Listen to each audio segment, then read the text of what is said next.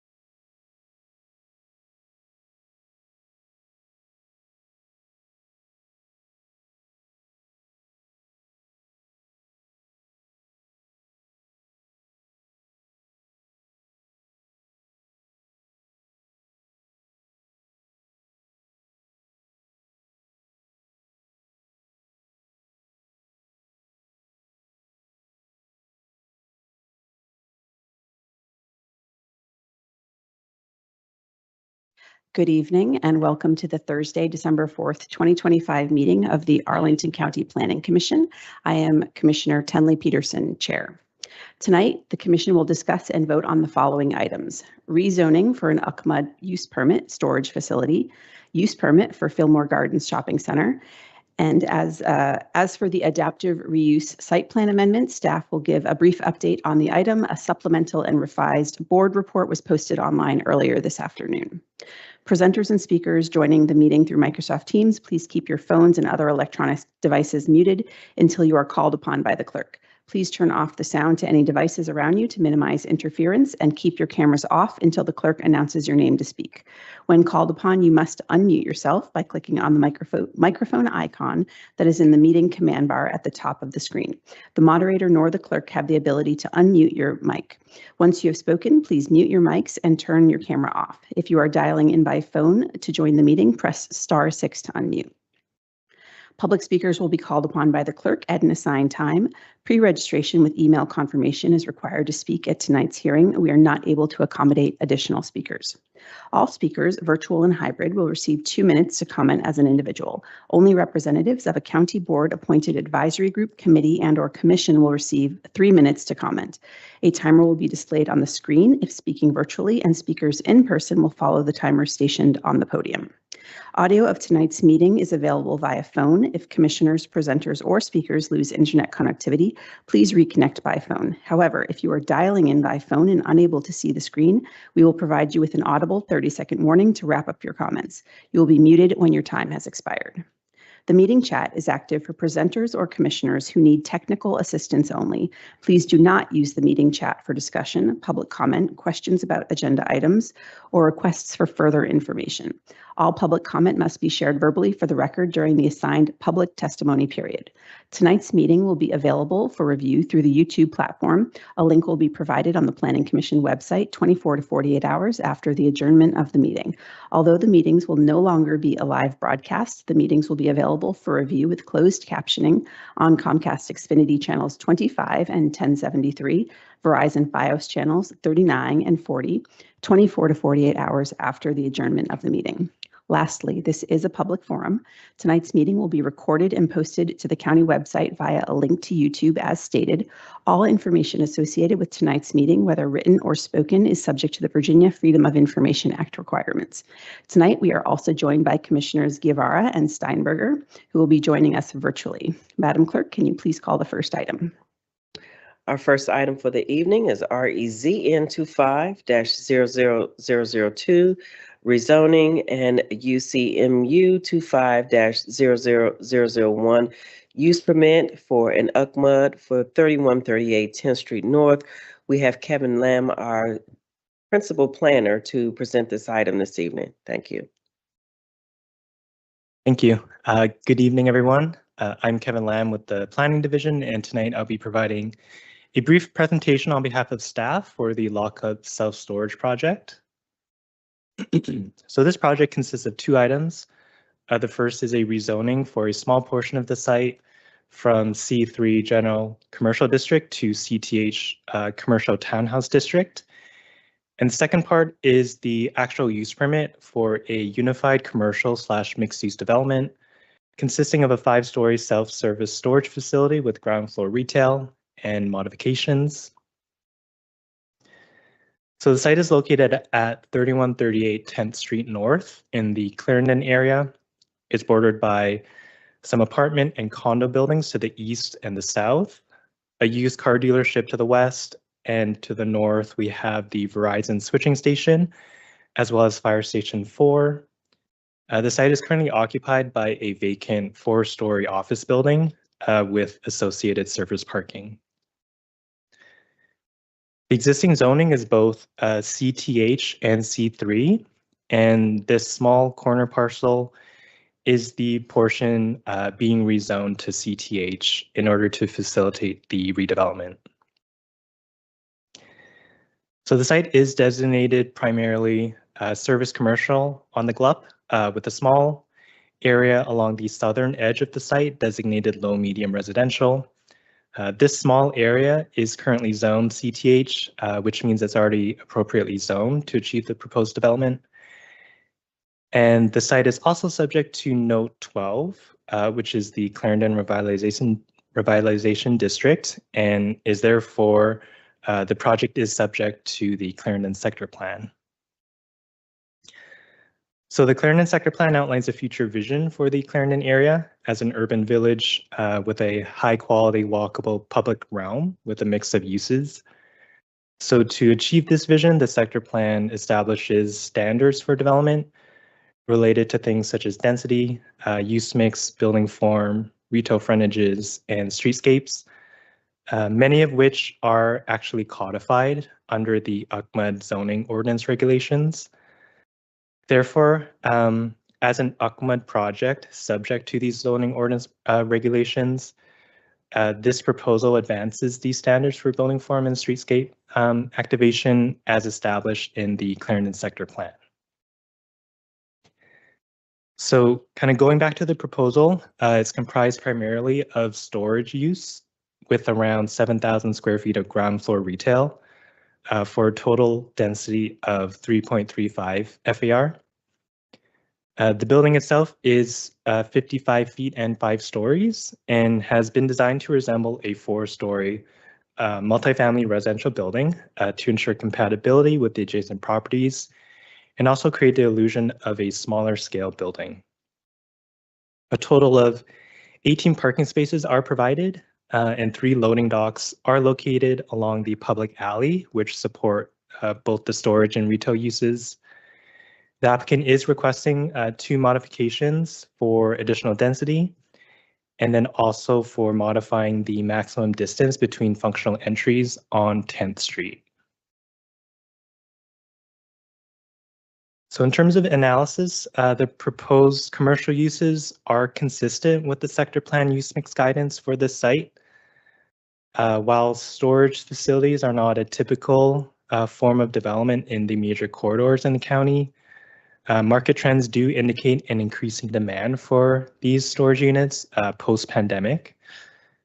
This growth can be attributed to several factors, including the rise of remote work and home offices, the widespread office downsizing, which has created business storage needs, as well as the increase in freelance work and transient work requiring flexible storage options. So in addition, rising rental prices and the other trend, which is towards smaller residential unit sizes, have made personal storage a convenient amenity and complementary use, especially in dense urban areas. In terms of density, the applicant is requesting additional density above the base density of 1.5 FAR.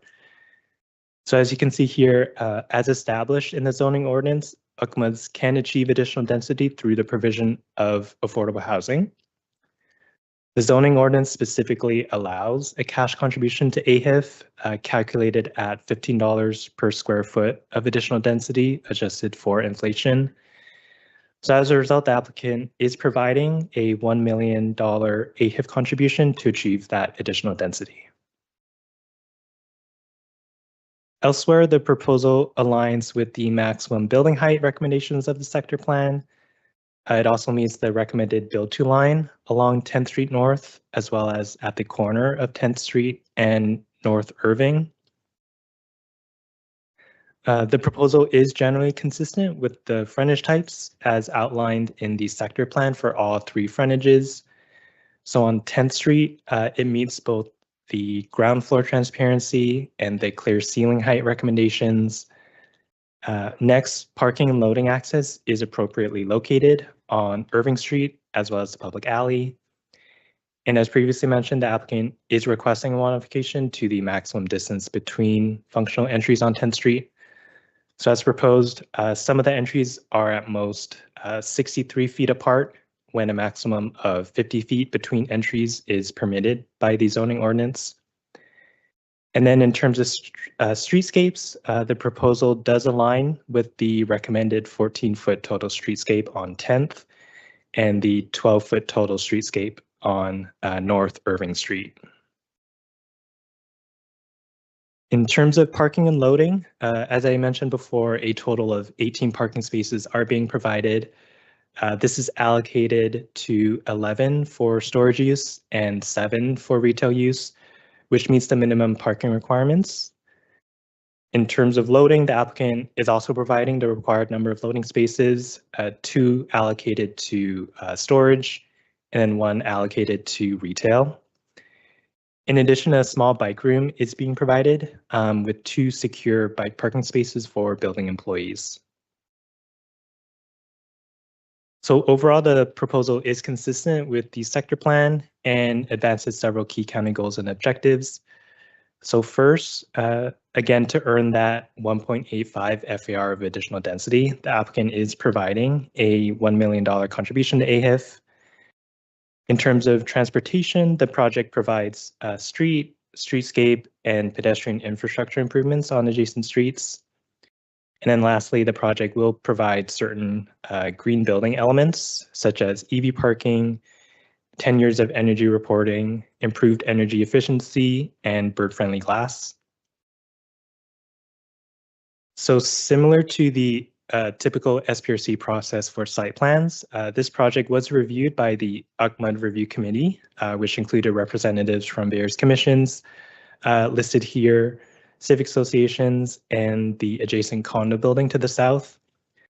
So during this UCMUD Review Committee meeting held in September, the discussion focused on several key topics such as land use, architecture and design, and green building. So in particular, members did express ambivalence for the proposed storage use at this location, but did acknowledge the demand for these uses in urban areas.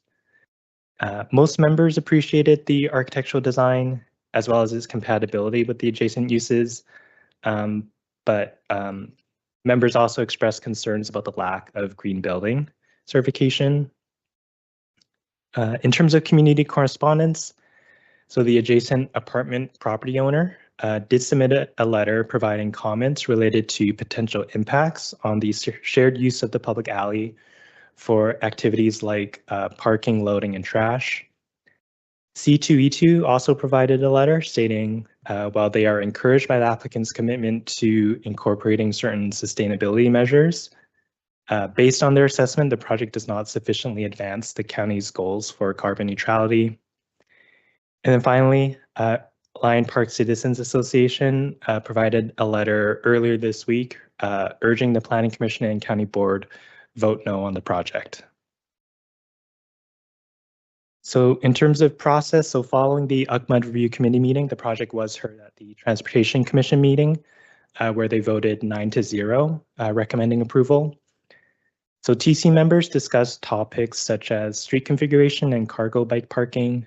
The commission also expressed concerns about the perceived amount of excess surface parking. So to conclude, staff recommends adoption of the zoning or rezoning ordinance, as well as approval of the UCMUD use permit. Thank you. Thank you very much. And now the applicant has a presentation. We do. Mr. Justin Yap from Lockup has a presentation for us. Thank you. And thank you to this Planning Commission for having us here this evening. With me, I've got Bob Sudan, Managing Principal from the Lockup Self-Storage. And again, I'm Justin Yap, Principal who focuses in the Northeast and specifically the DC MSA region for our company. Before I get into our presentation, I want to take this opportunity to thank Arlington County staff, the committees we've spoken with, as well as the citizens and civic associations that we've attended. In our careers, this has been the most collaborative process that we've seen from all the way from initial site plan to a redevelopment proposal with the rendering you see here on the screen.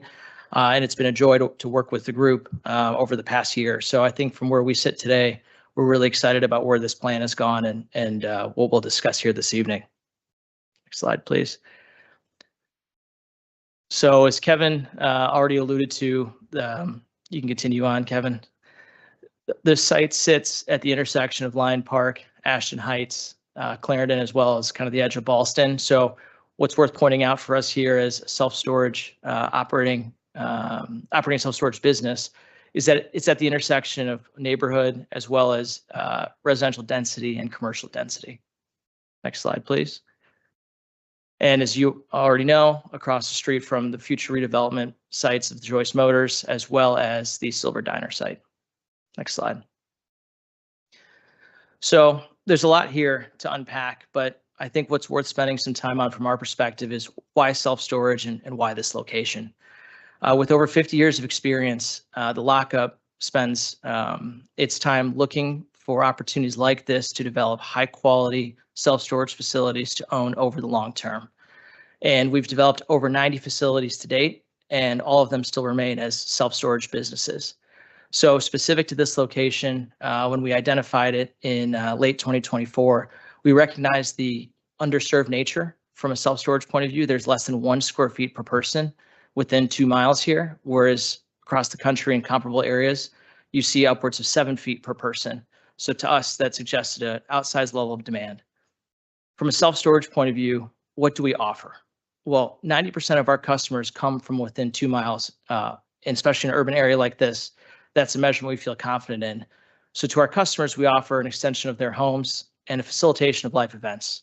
If there's mobility, change of job, life changes, growing families, we help, facilitate those changes and allow people to stay in their homes or be able to navigate them appropriately.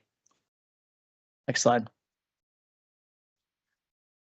So today, this site is a existing Class B 4-story office building that was vacated at the end of 2024.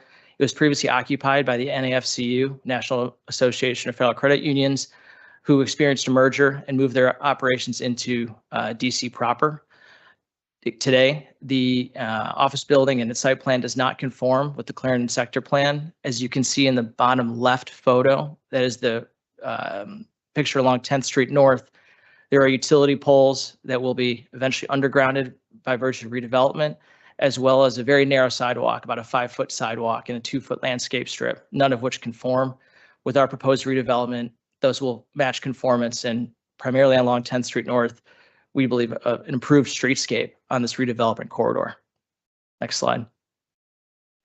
So we can dive into that a little bit. From an aerial view here, what we want to use this site plan is, again, reinforce the fact that our streetscape is improving, both from a landscaping point of view. The landscaping you see here not only meets the Arlington County zoning ordinance, but also meets the requirements of the Chesapeake Bay 20-year tree canopy goals. That's something that Bob and I learned during our Ashton Heights Civic Association meeting is important to the sustainability goals of this county. And so something we're proud to have delivered here.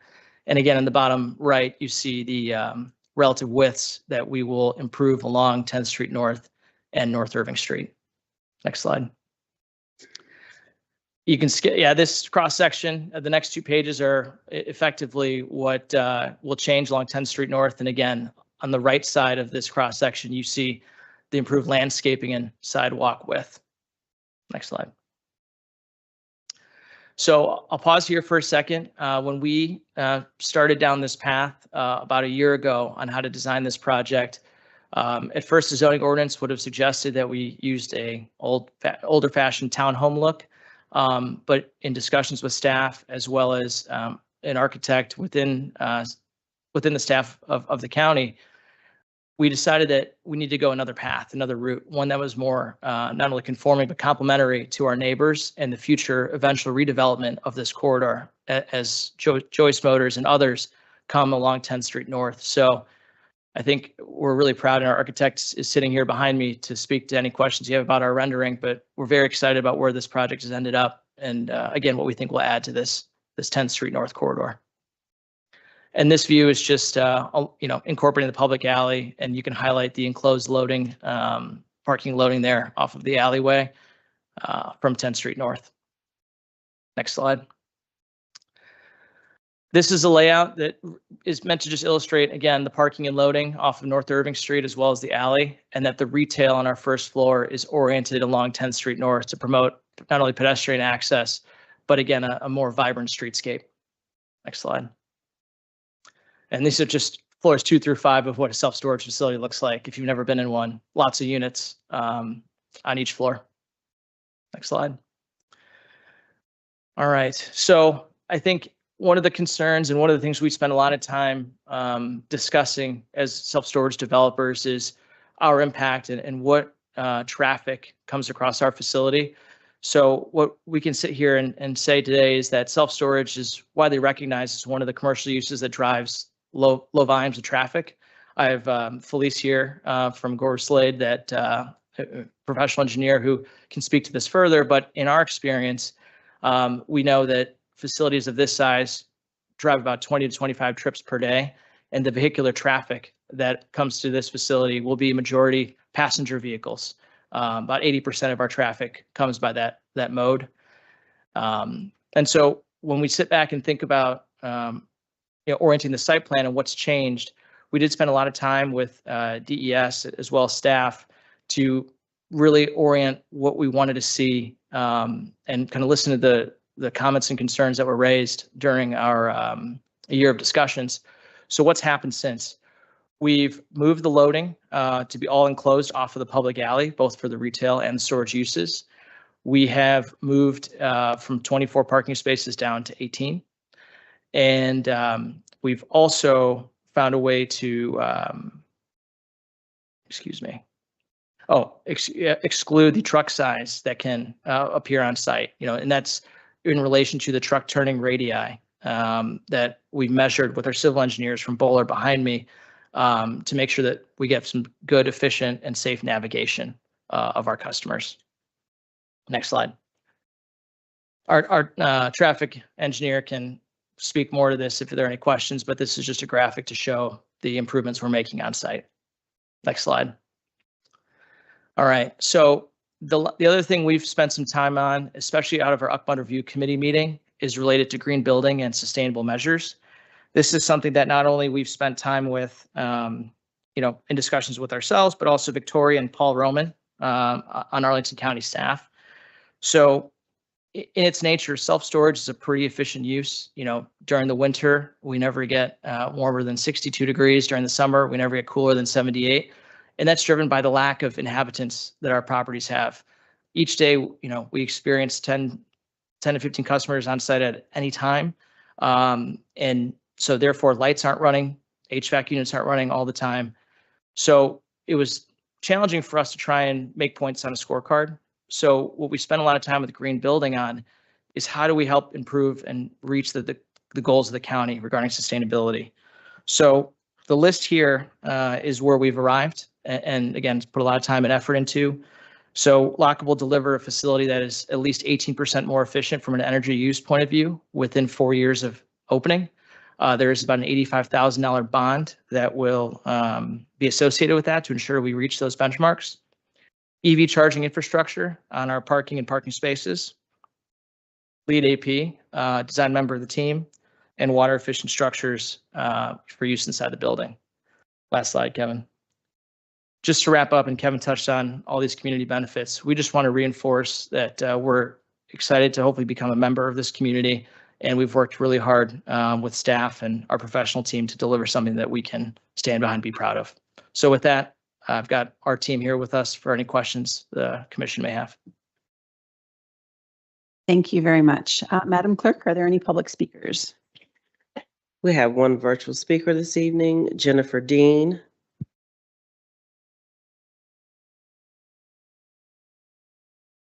Thank you. Excuse me. Thank you, everybody. I appreciate the opportunity to talk with you. I'm Jennifer Dean. I'm a resident of North Irving Street. My family uses North Irving on foot and by car multiple times a day as our main access point to our neighborhood. And for safety and quality of life reasons, I ask that you refrain from granting the applicant the exceptions that they're seeking. I understand that the traffic study shows that this project could generate fewer vehicle trips than the office building did, but I would say that the study has gaps. Office traffic is predictable, it's limited to short time periods. Storage traffic is more chaotic, it's throughout the day, and the study doesn't explain how loading vehicle overflow is going to be managed. If a customer arrives with a U-Haul and all of the loading spaces are full, I'm concerned that they're going to queue up on North Irving Street. I'd ask that you require a detailed loading management plan with clearly identified no parking or idling zones adjacent to the facility. And we'd also prefer that all vehicle traffic access the site via the alley, not via North Irving Street. And another factor is the traffic study doesn't account for the rental car facility, which is next door at 10th and Irving. Both of those facilities, the storage and the rental car facility, have transitory short duration traffic compared to office workers or residents. And there are constantly distracted drivers who are idling in the middle of North Irving Street to unload. This will only compound that problem. So I ask that you analyze that cumulative impact. To the extent that the applicant is requesting unenclosed loading spaces and a ground floor retail percentage of 48% rather than 60%, I ask that you refrain from granting those exceptions. If we must have this facility, which I don't think many of the community members in Lyon Park think, enclosed loading is more appropriate. So I'd ask that you require the applicant to meet the code standards and provide a loading management plan that addresses the gaps I've identified. It's important that we have safe and predictable access to our street. Thank you very much.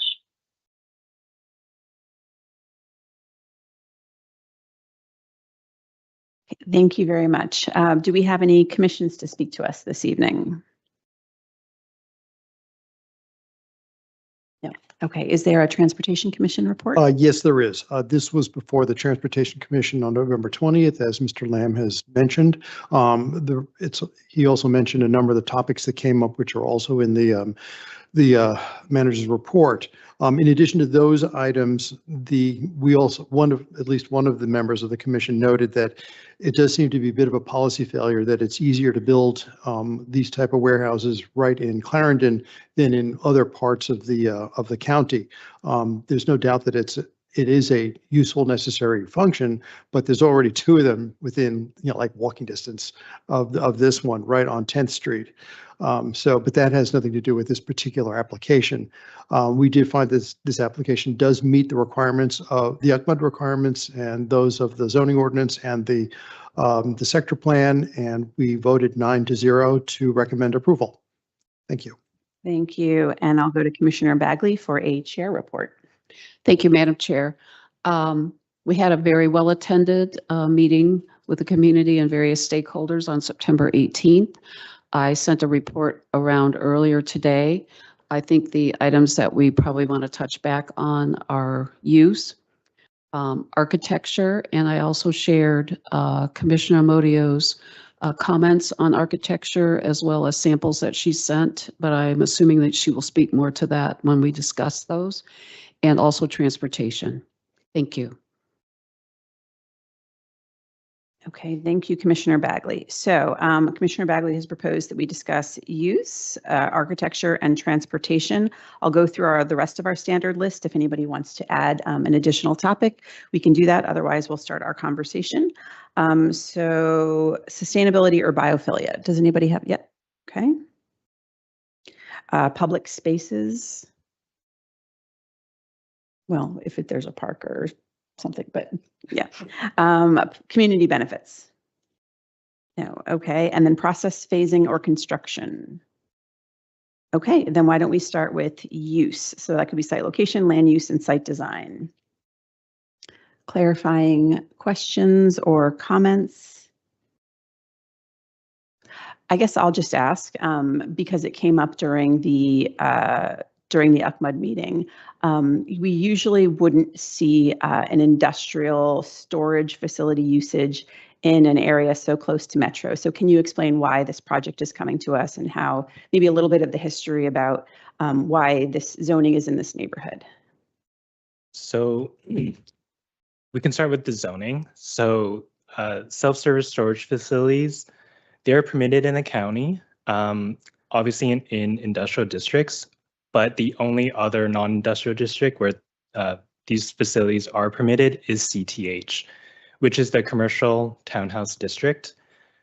This district kind of came about in the 80s following a directive from the county board back then to see the feasibility of creating zones that are commercial, but kind of transition toward more residential areas.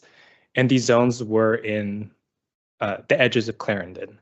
So the intent of kind of this zoning district is to provide those transitions between kind of the urban core of Clarendon with the surrounding residential areas. So that's kind of the history of this zoning. And just so happens, per the ordinance, storage facilities are permitted in the zoning district. Thank you for explaining that. Okay, so then we can move on to architecture. Do we have another? Oh, Commissioner Striner. Okay, so you'll have to indulge me on this one. So I've wrestled with this and the use on this project for basically ever since the SPRC, because my instincts would say we're so close to Metro, why not build housing? But then the other side of me is going in here saying, well, you do need the infrastructure to support the housing that's already there and the housing that we will continue to approve here. So as time has gone on, I'm leaning more in that direction. But this is a question for the commission then.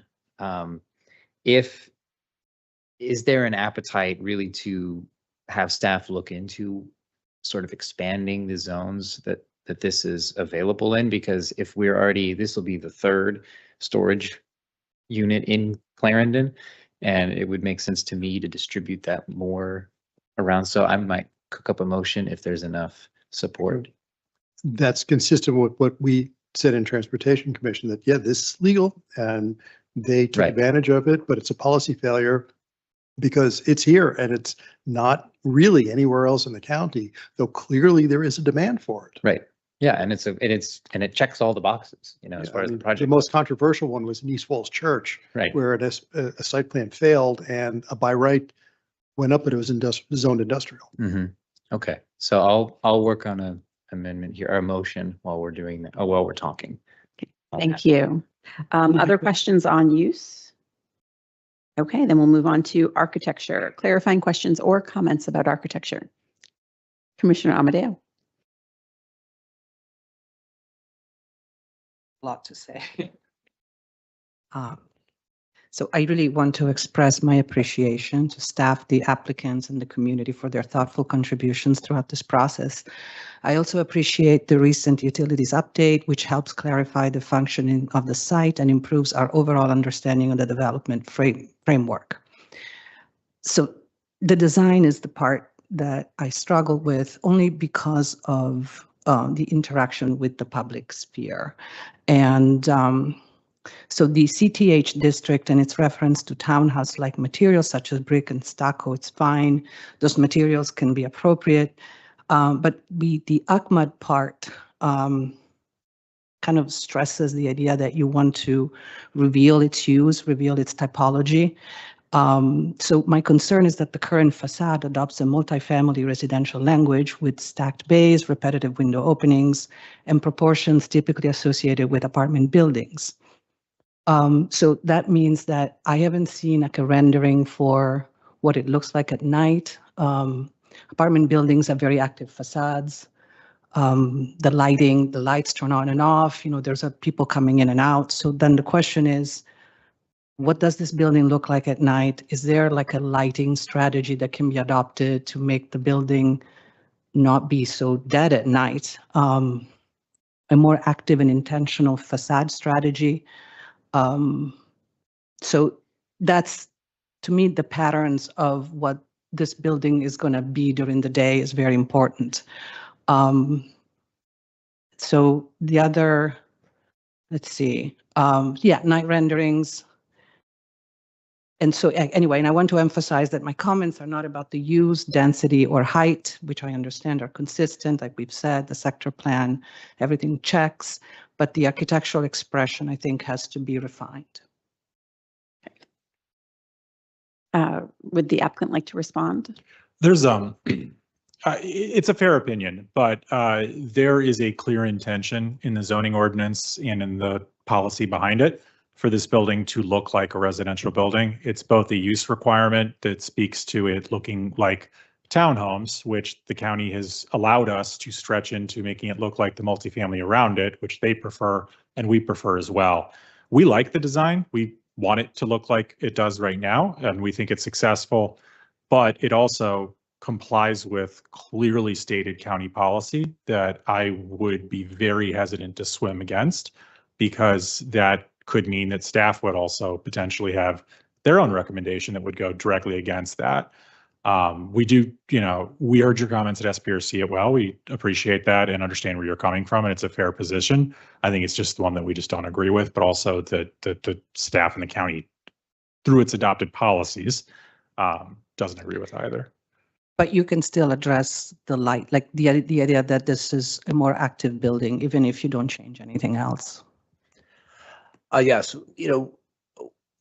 first of all, with the lighting, we certainly do have a security level lighting that's low light, and we try not to spill over and have any light overflow.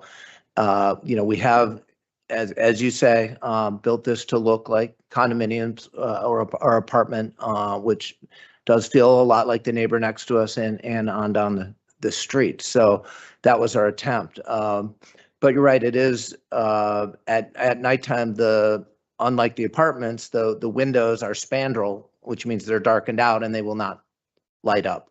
So I was just talking with our architect who's sitting behind us, and there is a possible situation where we could do some kind of faux LED backlighting that might pop those a little here and there. But my fear is that would be more complex, and we'd have more problems with that.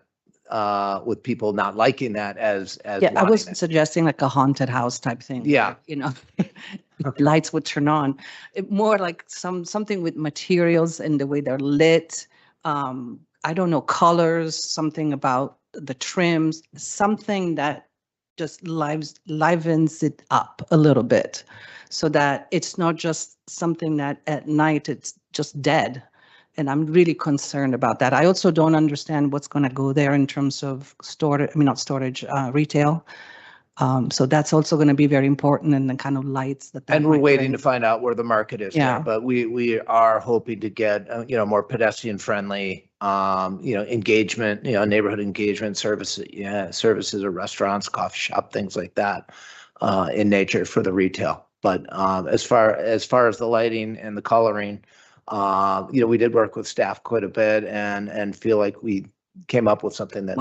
I'll note too that at SPRC, the discussion was that folks who were living behind the building and the owners of the building directly adjacent to us, if you look, I think that would be to the east, but really on the right-hand side, if you're looking at the map, were strongly against doing anything like that. So we would be inviting a new series of complaints and issues. Yeah, So, I'm mostly talking about the street, the 10th Street area. Yeah. Yeah. Those understand. corners. Yeah. Can staff speak to why the guidance is that a commercial building should look like a residential building? I think it's kind of going back to the legacy that was established in the 80s, where there was this directive for these transitional areas between urban, commercial, and residential to allow for commercial buildings, but make sure they kind of fit within the character and kind of seamlessly go from commercial to residential. Therefore, the idea was to kind of have them share similar characteristics with residential townhomes. And I think that is how staff reviewed this project. We did work with them to improve kind of the look and appearance, adding more brick, adding more facade reliefs. But to Commissioner Amodio's point, I think if you wanted to look like a residential building, there's other aspects of residential buildings like lighting, like making sure the building feels alive, materials that, the applicant has worked on, but obviously there could be more that could be done in those regards. Commissioner Torres? There we go. Well, thank you so much for the effort. I've seen that. I remember the old design, and this is the new design.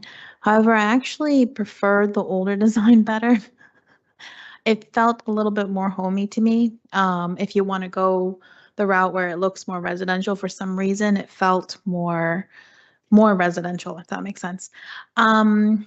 But after speaking to, and I actually do agree that it is not very honest to have, for example, the windows are not going to be operable, right? They're basically just there to be there.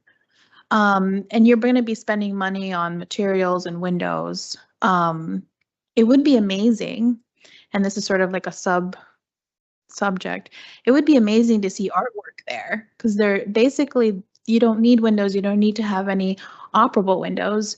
You could have paneling of art, and Clarendon has something like that where all of a sudden you've seen a mural pop up and it adds a moment where it engages the community, where you don't have to have additional lighting. You don't have to have anything, other than a mural. So if it's not too late to explore, that would be, I would love to see that. Thank you. Commissioner Lantelmi. I think that staff was right to move away from the townhouse design and move toward a residential look. The building itself right now, I consider it sort of a good neighbor type building in that it doesn't call attention to itself. It just sort of fits in with what's already there. And in that sense, I have no concern about it. I do live in the area, so I go by it pretty regularly. And the other two storage unit buildings have the look of residential buildings. They do have retail at the base, and that really does liven things up.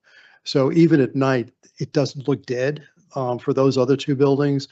I suspect this would probably be similar, and I tend to not want to have unnecessary lighting for dark sky purposes. So I don't have any concerns about this. Maybe it could, as you suggested, get punched up a little bit.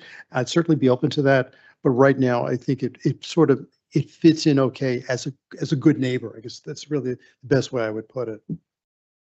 I have a question. If you can pull up the slide that shows the northeast corner of the building, just on the topic of a commercial building should look like a commercial building, just so people on the sidewalks can orient themselves and understand what the purpose of the building is. I didn't look like there was any signage on this corner. That's because this is going to be the possible, like, okay, here we go. So we've got signage there. So and then this is going to be the possible restaurant in this corner. So there will be signage for the restaurant there. Will it be prominent so people understand that that's a restaurant there? Yes, probably. So we show some conceptual signage at this stage just to give staff an idea of where things could be. And it also helps take a look at, any potential conflicts with like a tree or something like that, or a utility line or whatever. Signage comes later. It'll be, by right through a permit with the county. And then, there's a certain size you can put on there. We could get a CSP. We wouldn't need one for a single retail bay or a couple retail bays in this space. But there would probably be some sort of signage there for retail at that corner because any tenant is going to ask for that. Okay, because that could help with the otherwise disorienting nature of a building that looks residential, but actually you can go in there and have coffees or drinks or. And the size of the retail space might lend itself to being divvied up a little bit. We're just gonna have to see what the tenant is. It just depends. Obviously, if this corridor develops like it's hoping to, right, with multiple new buildings, you're gonna have a lot of customers there for something a little more lively. And that's what everyone's hoping for. It's better value for us too. And it would probably be one, maybe even two retail spaces there with signage. Okay. Other questions about architecture or comments? Commissioner Amadeo? So was I wrong in understanding that ACMAD overrides zoning in some fashion in terms of looks? That there's like a desire to unify the corridor and to express function and urban context versus, just what the, zoning. Plus it's now the zoning, the TH part is only that little strip. So it's actually a commercial strip. I know that that's what we're asking for, but am I wrong in understanding this? Yeah, just to provide a bit more context. So the UCMUD is kind of the implementation tool. The underlying zoning district and the requirements pursuant to that still apply, which is kind of why we did review it against those residential physical requirements.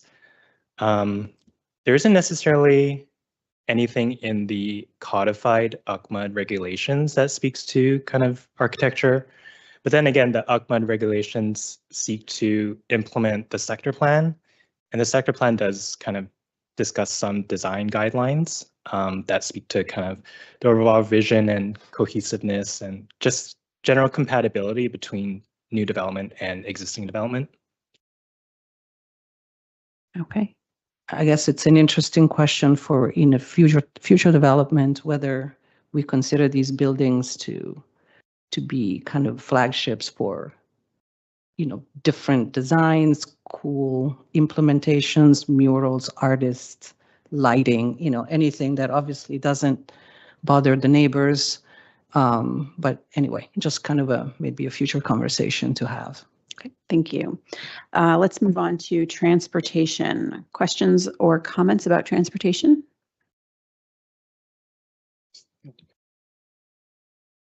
Thank you for the bump outs on 10th Street.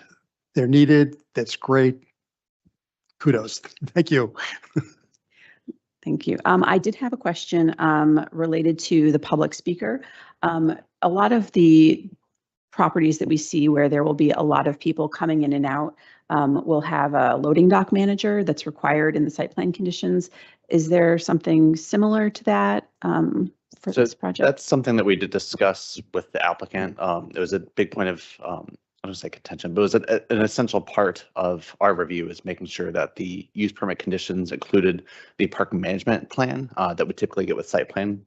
And I know it's not quite a site plan, so that's why there's a little bit of discussion compared to usual. But that is in there. That does the parking management plans to include provisions for loading because that's something that the county takes very seriously, and we want to make sure that loading operations are not affecting the public right of way. So that be applying to both the loading as well as the parking.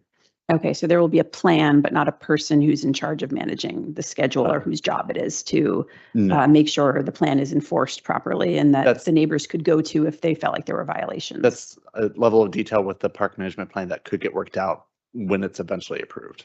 Okay. Yeah. Okay. And then no other transportation questions. Let's go on to sustainability and biophilia. Commissioner Schreiner. Yes. So one clarifying question on this front. So you all mentioned that there's going to be some biophilic elements rolled in. Where are those going to be included? I didn't really notice them just from the visuals. Yep. So I'll start and then I'll let the team take it from there. But what we did with green building here, due to both the fact that we weren't looking for bonus density through the green building incentive program, but also due to sort of the challenges with this use and finding, a rating system or something that works for it, even though knowing that we have something that is probably going to be one of the most energy efficient new buildings in the county simply by virtue of what it is, right? It's not even, the lights don't even turn on unless there's somebody walking through a corridor. That's not happening anywhere else, right? So, all very good for the environmental quality of the building. And I lost my train of thought. Where am I going? What are we talking about? We're talking about Biophilia. Yeah, biophilia. There's a required, so we went through and we picked a number of things from the Green Building Incentive Program that we could commit to. One of them was a biophilia statement and incorporating biophilia into the project. So there's a narrative that would be due during construction about what we're doing that is biophilic. And so the team can speak to that. The other elements of the GBIP that we were committing to were the 18% energy efficiency with the bonding, the bird-friendly glass, et cetera. Yeah, and Commissioner Schreiner, so in that respect, when considering the landscaping, as well as the build two lines here, there has been some back and forth about what open space or what kind of plaza we could have. But when we adjusted the build two line in the site plan, really the biophilia appears in the amount of trees we're putting along the streetscape. That's along 10th Street North. That's also in the rear of the property, where there's open space.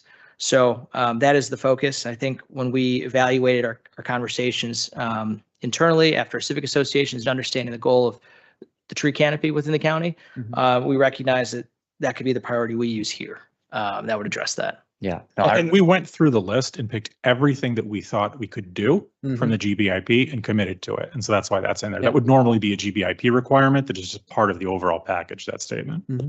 Perfect. Yeah, no, I remember that conversation now about the trees and shuffling around with the build two line and all that. May I have one more? Is that acceptable? Okay, cool.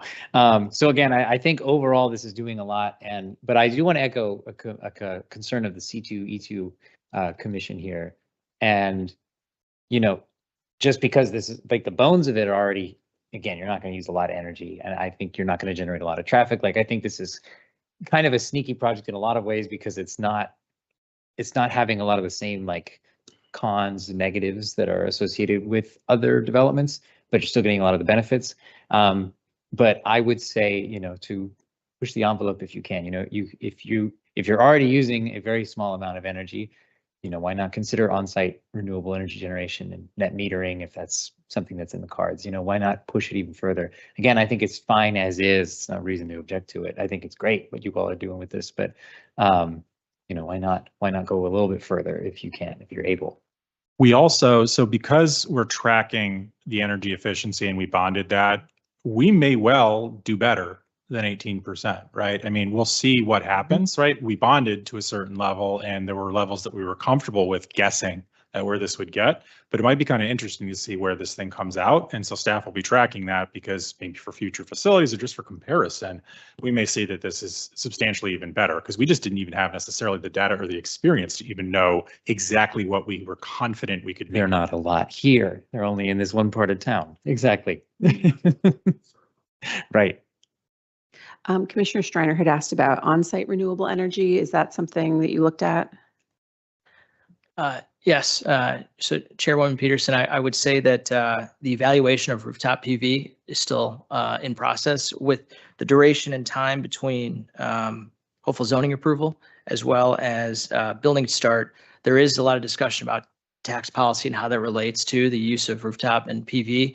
So as Nick stated in a lot of conversation with Victoria and Paul, what we learned about this Energy Star benchmarking and how that can be applied to the GBIP, that's something we again strive for, spoke with our architecture and design team and said, yeah, we can do this. You know, let's commit to this now. The rooftop PV, it's under consideration. It's just, we don't know where tax policy will shake out in the next year. Thank you. Commissioner Torres. Microphone. Could you please pull up a site plan? As in like a site layout? Yeah. Okay.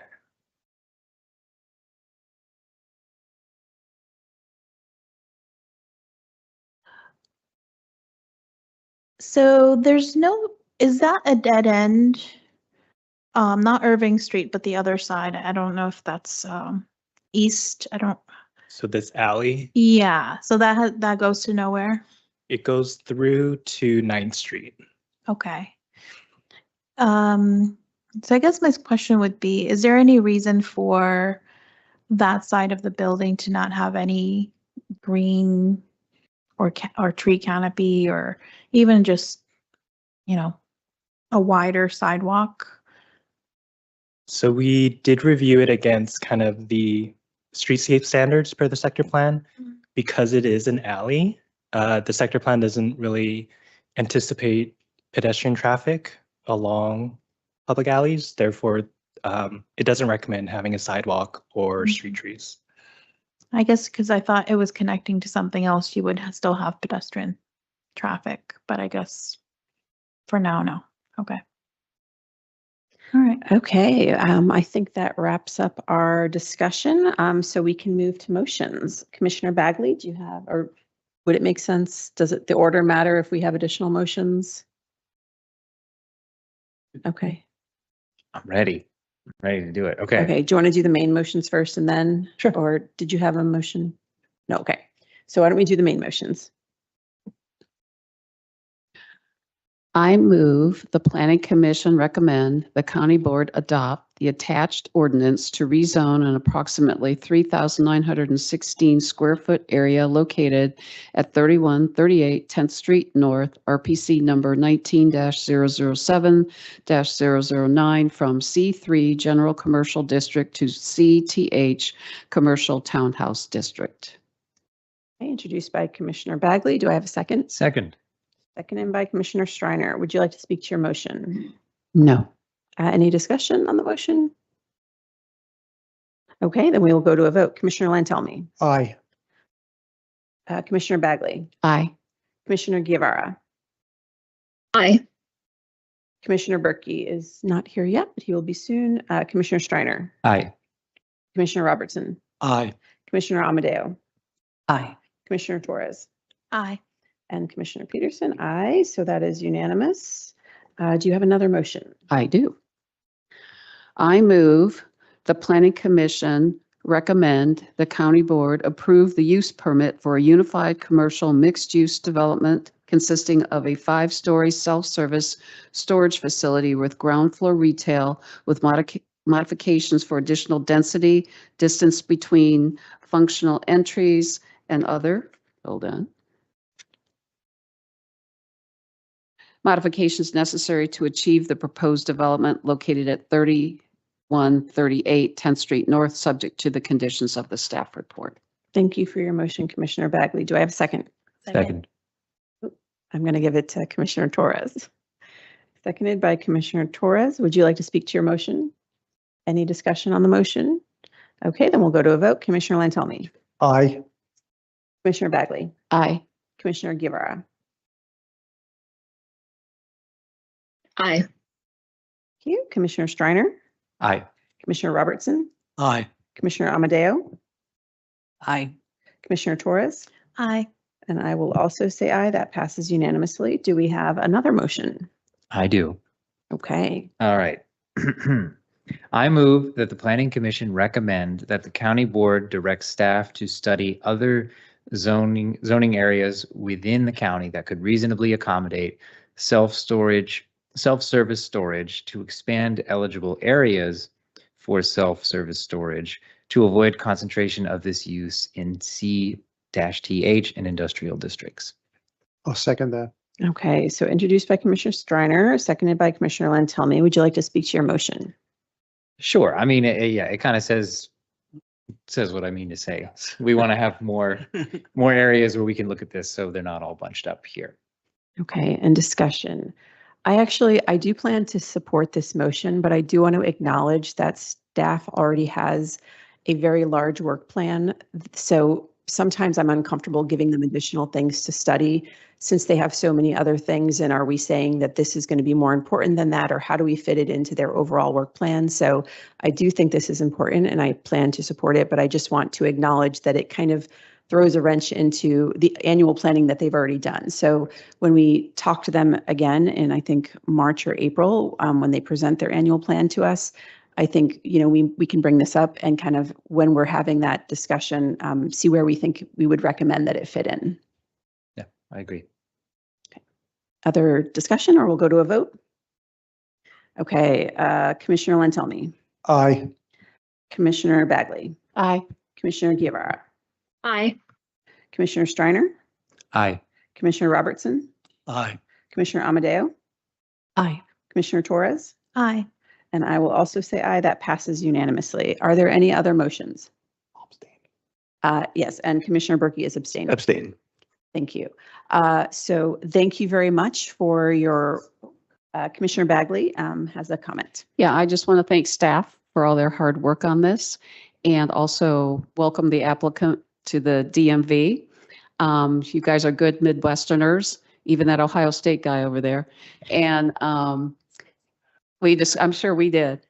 But hopefully this experience here in Arlington has set you up so that when you decide to expand further into the area, that you'll understand the process a little bit better and be better prepared for that. So thank you so much.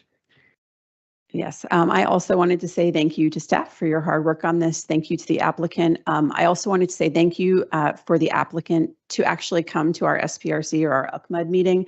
We don't often get applicants that show up in person to our community meetings for community engagement, and it shows that that they're really interested in hearing from the public, and they're not just writing a check and building something, but they want to be part of the community. So thank you for that.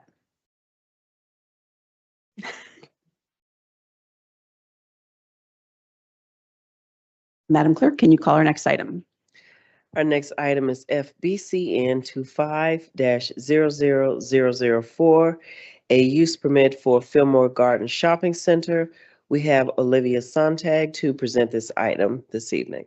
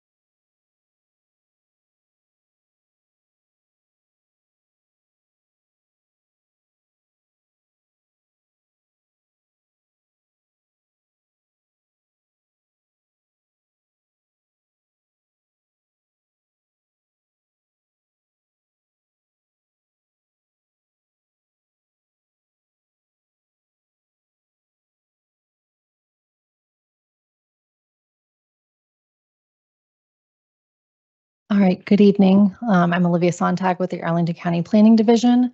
I'm joined by my colleague Sergio Veracocha in person, and then online we have two staff members from DPR, Bethany Heim and Hannah Park. So this evening we'll be reviewing the commercial form-based code use permit for the Fillmore Gardens Shopping Center located at 2601 Columbia Pike. So this item for consideration is new, but it's familiar as there was a previous iteration of this project several years ago. So the development includes a proposal for a 6-story mixed-use building with about 270 multifamily dwelling units and about 15,000 square feet of ground floor retail in accordance with the commercial form-based code. It also requests several modifications to the form-based code, which the board may consider and modify, and I'll cover those in just a few slides.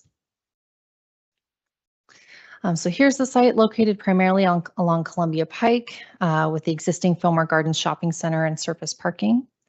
Fillmore Garden Apartments is located to the north, Penrose Square to the east, and the Elkins Building, which is the subject of a previously approved use permit, to the west.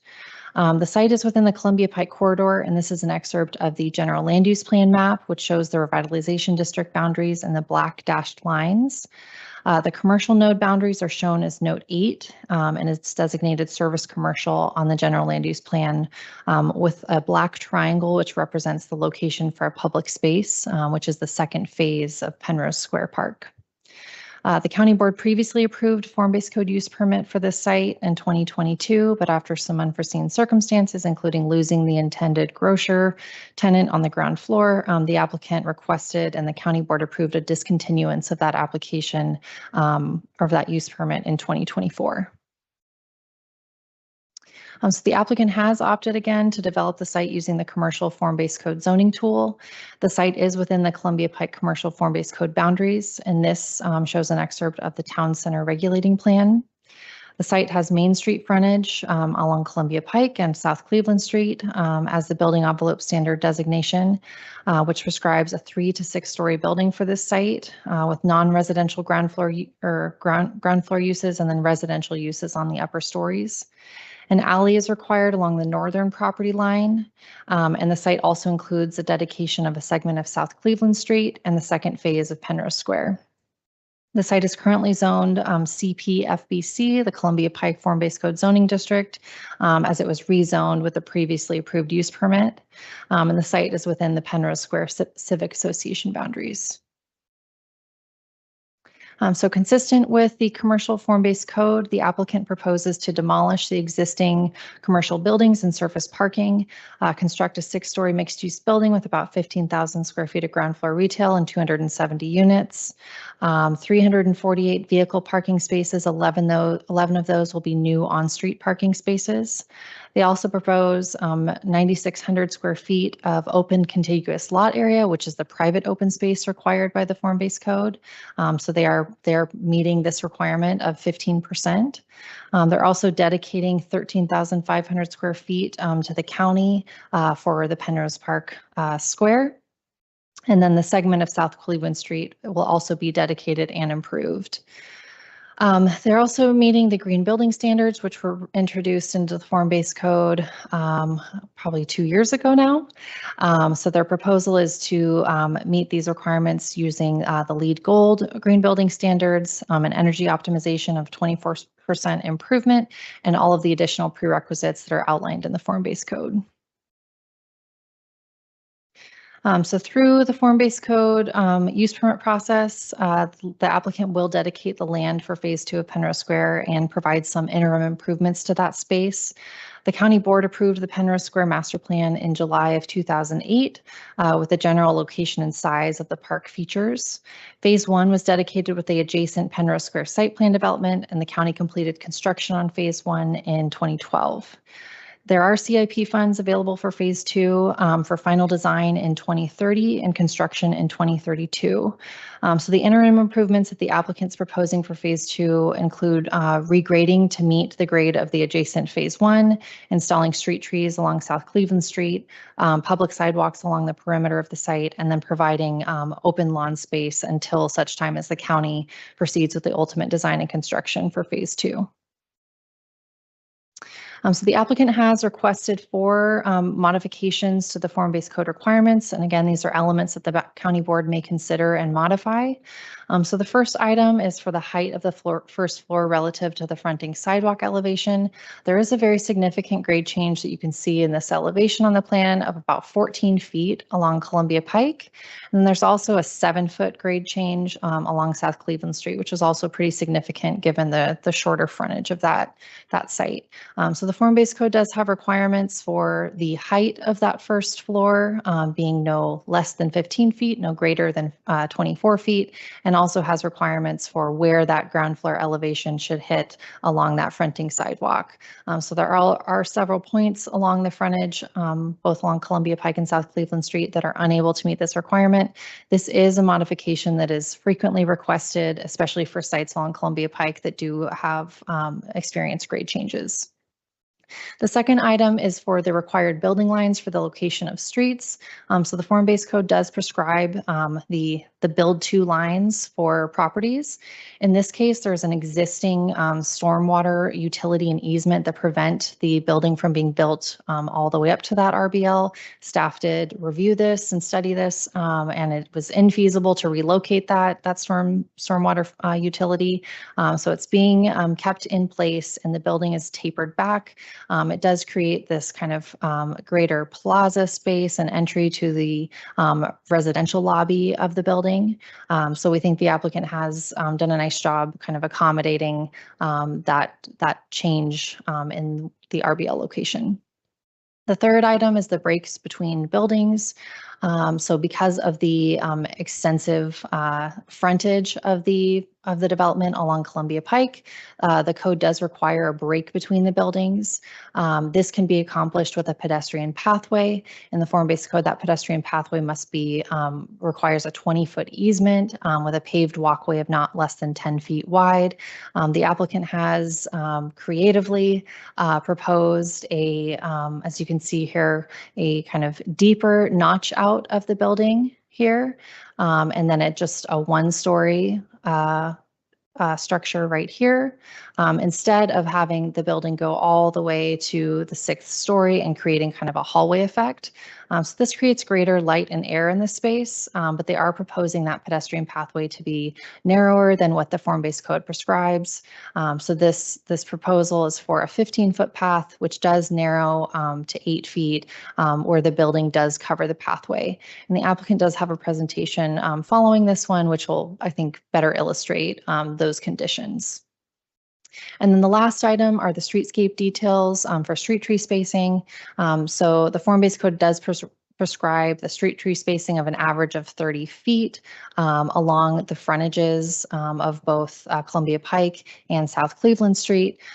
So with that 30-foot spacing, Columbia Pike requires 14 street trees, but in this case, the applicant's proposing 10 street trees to allow for on-street parking spaces to support the retail uses.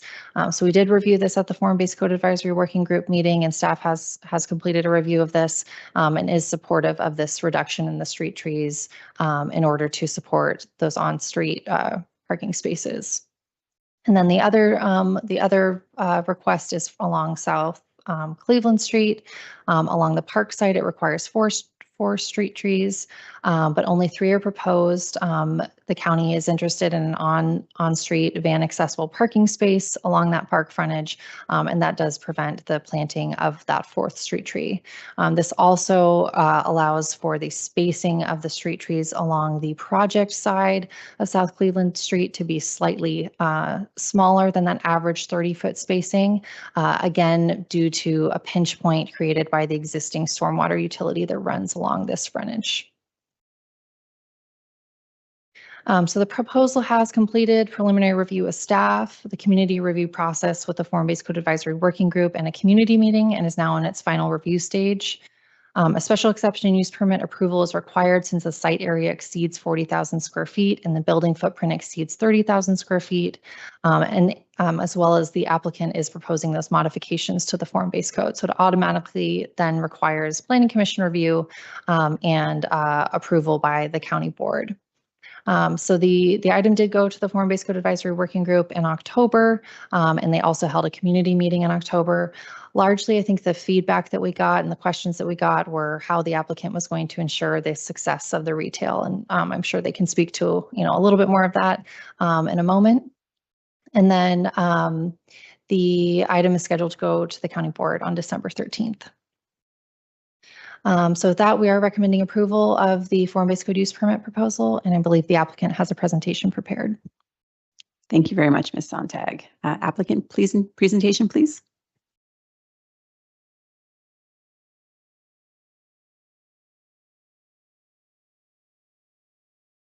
Got kicked out. Okay. What name are you using?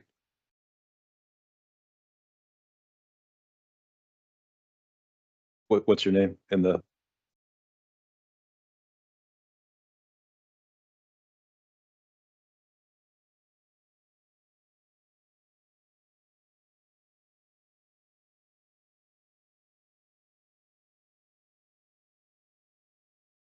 I can share the presentation if that's easier. Yeah. I think the Wi-Fi is faster too if staff share the presentation. Is that right?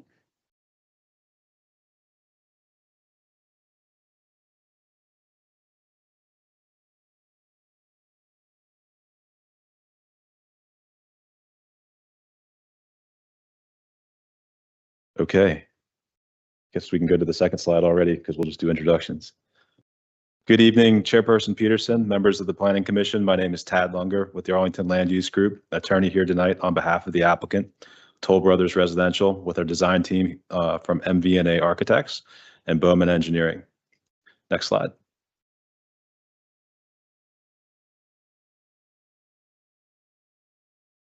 We're happy to be back here with you again tonight since our last presentation to you a couple of years ago to talk about what is next for the Fillmore Shopping Center site and to give an up-to-date presentation on our current designs. As you recall, the site includes the area outlined in red as shown on this slide. It encompasses the whole block from the Elkins building east to the existing constructed portion of Penrose Square Park. By way of background, and as most of you probably already know, this site was previously studied and approved for a multifamily residential project with a large-scale ground floor grocer that spanned the vast majority of what would have been the ground floor of this entire block. Subsequent to that approval, after the tenants had been vacated and the project was required to be put into pre-demolition condition, the grocer decided not to proceed with its plans, leaving the project unable to secure financing to move forward. Since that time, the building has been held in its pre-demolition condition until the owners of the shopping center were able to untangle themselves from the grocer and reconstitute a good plan for this very important site located at the heart of the planned town center for Columbia Pike. Next slide. Today, there really isn't much good to say about the state of this location on the Pike between the site being held in pre-demolition condition and the county's endless corridor-wide infrastructure project. Here are some relatively recent images of what the shopping center looked like when we started this process. The upper image is looking west down the Pike, and the lower image is a view from the Elkins building east down the Pike, which gives a really good perspective of the very expansive, vast amount of frontage the site has in the town center of Columbia Pike. Next. Here is a view of the rear of the site and the existing alley and surface lot that runs the length of the block to the east, eventually connecting with the old CVS parking lot on the east end and adjacent to the first phase of Penrose Square Park. Next slide. To provide some urban planning context, here is the regulating map from the form-based code that provides a good picture of how the site has been envisioned under the Columbia Pike form-based code. The site, again, is located in the town center for Columbia Pike and is one of the most central key parcels necessary to complete the town square's vision. As you can see here from the regulating map, the site consists entirely of what is called Main Street frontage and significantly includes major planned desired community benefits for the provision of large dedications of private property to Arlington County for a new segment of South Cleveland Street and streetscape and the other half of the planned Penrose Square Park. Next slide. So it shouldn't go without being noted, we were lucky to have the Toll Brothers team take interest in this project. Michael Skenna, who's with us tonight, he's the managing director for the Mid-Atlantic and Southeast regions for toll. Early on in his career, he was a retail guy. They pretty quickly understood and had the vision that the town center and this site needed to be retail focused to be successful, even as part of a residential project. Having a retail guy influence on this project has made a big difference to this focus on the town center. Fundamentally, they've approached this site as a retail development that has residential rising above it, rather than a residential project that has some retail. Before we turn it over to our architect for a formal tour of the proposed project, we wanted to show you this slide that demonstrates how it falls into place and connects and completes the vision set forth in the form-based code. First and foremost, this project aims to create a place anchored by retail and public open space activity. The expansive frontage all the way down Columbia Pike, wrapping the new segment of Cleveland Street and framing the new park area, is designed to create a concentration of Main Street retail in the town center focused on viability, walkability, and at a scale necessary for retail to be successful and perform well. Connecting these plans and the Penrose Square and Sienna Park developments to the east provides the other half of the vision to complete one cohesive, large-scale urban retail and civic space destination for Columbia Pike and the town center, from Wayne Street all the way down to Walter Reed. Being realistic about the need for parking to be available to support a successful retail destination on Columbia Pike, parking for cars and bicycles is intentionally provided directly at grade for direct, convenient retail access.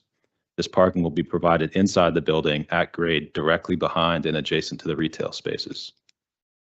The site is designed for permeability and retail accessibility for pedestrians, with 4 new ground level pedestrian pathways planned through the site, which also connect directly to parking resources, including the new complete segment of Cleveland Street being given to and constructed for Arlington County. The new circulation pattern not only connects the communities to the north directly to the activity in the town center and what will be the newly completed largest public open space and venue location in the town center, but also seamlessly to the east, connecting the Penrose Square development to create one very substantial, cohesive retail space, wrapping up central public park and venue space for community activities. With that, I'll turn it over to Neville from MVNA, who's our architect for the evening.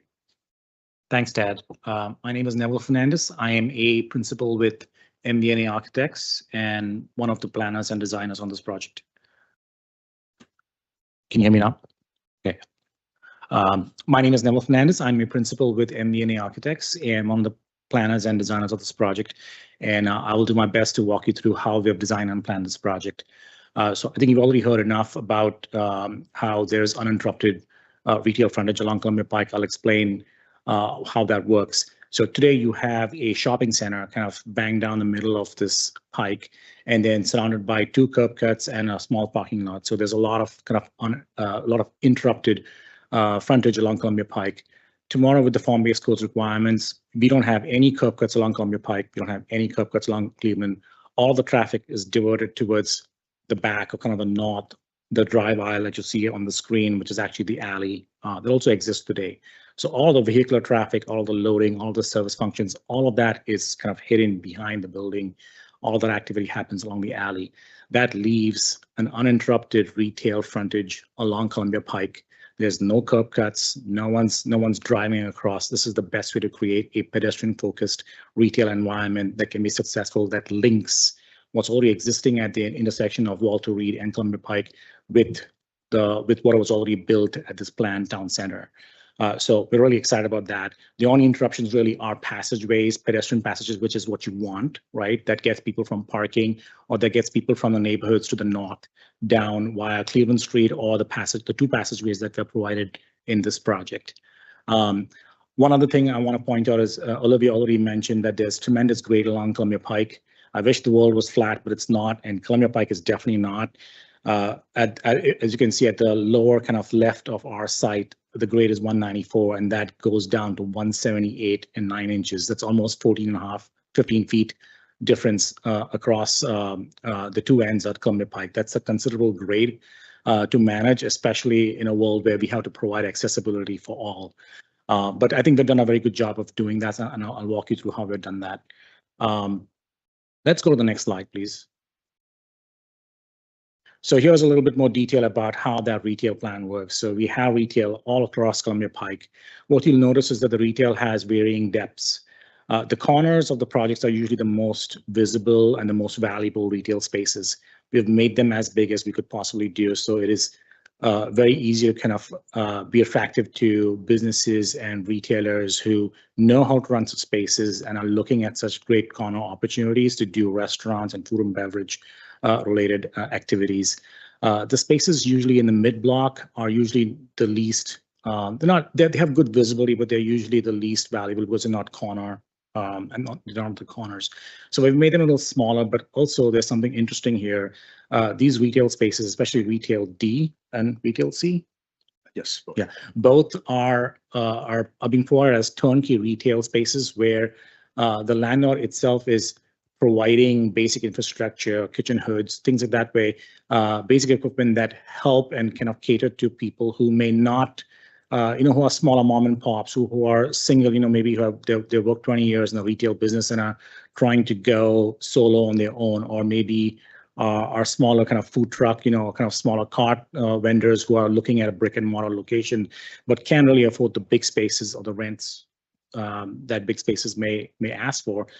They have the opportunity to kind of have a go at creating a retail business in these smaller locations that are smaller, the rent's smaller, but there's more infrastructure already provided and baked into the building that they don't have to worry about. So it's an easier on-ramp to kind of providing a kind of a business opportunity for retailers. Sorry, Matt Anderson with Toll Brothers. Just one thing I wanted to add to that is that it also provides speed to getting these retail locations leased up to really activate Columbia Pike. So having these DNCB, these turnkey spaces is, I think, really important to the project and also just a benefit to the community. And we're able to get some of those local mom and pop shops back into these buildings. Great. Thank you very much. Madam Clerk, are there any public speakers? We have no speakers on this item. Okay, and so no commissions? No. Transportation Commission? No. And Commissioner Berkey, do you have a committee chair report, please? Sure, I will try to be brief. And again, I think because we have some newer members, so I chair the Form-Based Code Advisory Working Group. So that is a working group that is made up of representatives from folks along Columbia Pike, the civic associations. It's chaired by a Planning Commission member, so Commissioner Weir chaired it for a while. Commissioner Hughes before my time on the commission. We are a county manager advisory group, so we don't take votes and we advise the manager and staff. So we discussed this at our October 15th, 2025 meeting. I think Ms. Sontag covered the discussion quite well in the report and her presentation. Generally, people are very supportive and very excited about this. We've had one attempt and we're hoping this one sticks. There's a lot that folks are interested in and excited about, especially the retail spaces that are being proposed. The fact that they're a bit smaller, maybe a little bit more appropriate for Columbia Pike.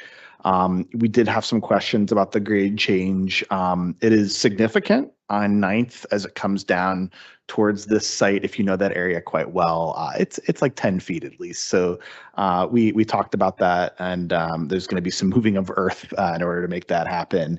But that will ultimately connect that Penrose Square. We talked about the on-site trees, and I think we've landed in a good place there. And I know the neighborhood, I will add, I know the Civic Association is quite excited about this proposal as well. So I have a couple questions about transportation, but otherwise no major issues were raised at our meeting. Thank you. Okay, thank you very much. So we'll open it up to the commission discussion. Commissioner Berkey has suggested that we talk about transportation. I'll go through our usual standard topics and let me know if you want to have those on the agenda as well. Otherwise, we'll focus on transportation. So site location, land use, or site design. Anybody have questions? Okay, yes. Okay, Commissioner Torres. Building form or architecture. Okay. So we've got transportation, sustainability, and biophilia. Okay. And public spaces. Okay, community benefits and process phasing and construction. Okay, so then let's start off with site location, land use, and site design. Commissioner Torres, did you want to start us off?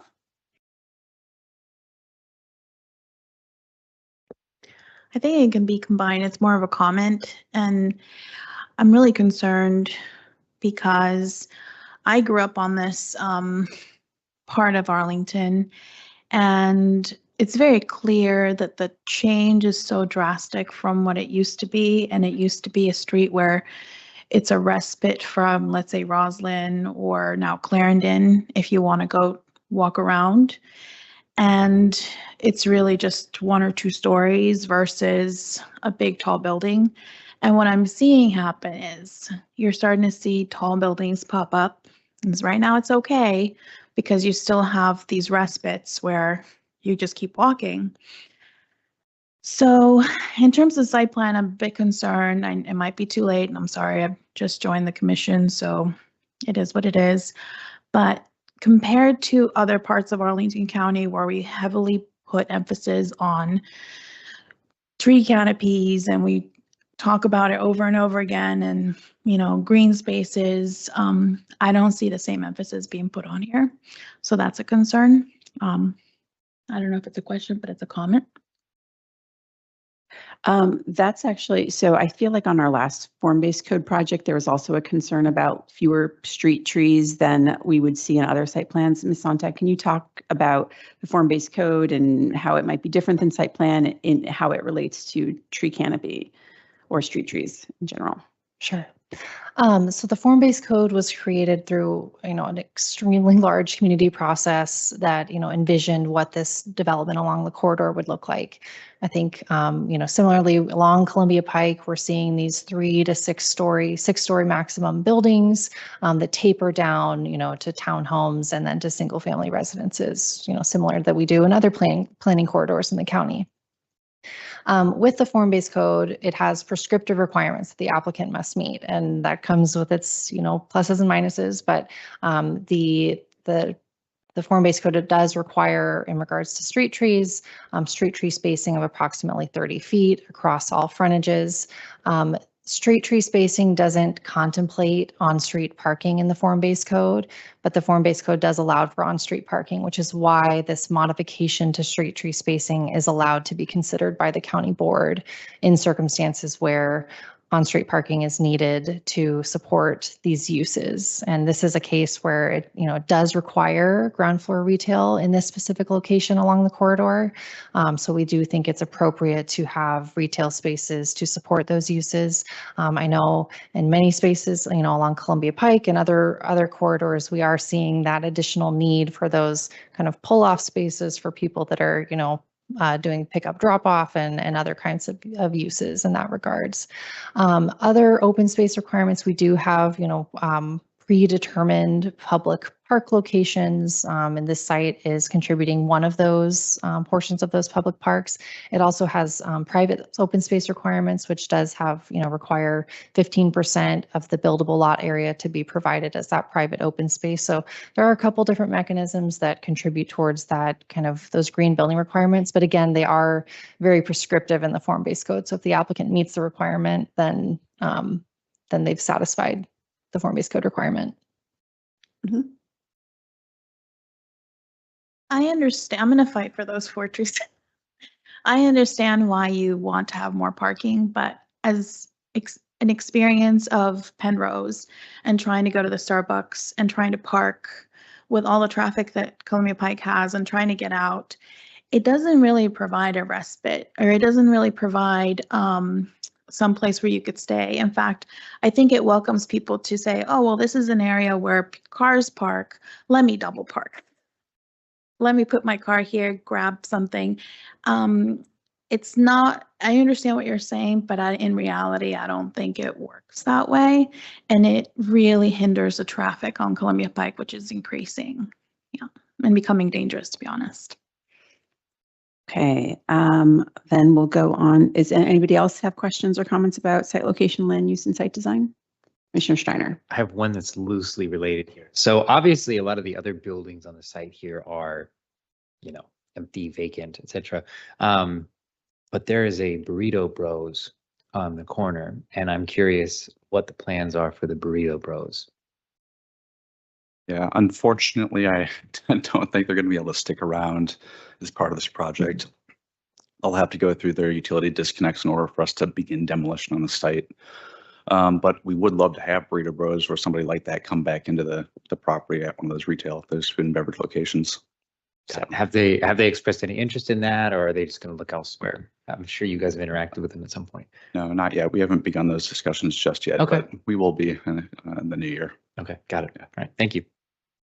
Are there plan conditions to assist with their relocation? And can you just briefly mention what services might be provided to them? Yes, we do have a standard condition that's proposed as part of this application specifically for that one remaining retail tenant, that the applicant communicates with them about the timing of construction and when they'll need to be leaving, and then facilitates any kind of additional services that Arlington Economic Development can provide in relocation. I have a question, just maybe I'm also late, so it is what it is, but there's no entrance on the Pike. Is that because of the FBC part, or were you asked to put only retail in the front?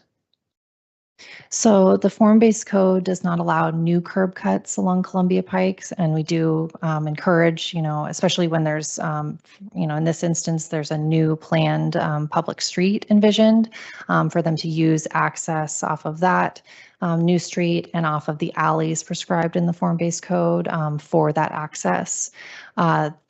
The form-based code also does require in this certain location, ground floor retail, and a certain percentage of that frontage has to have retail uses along it.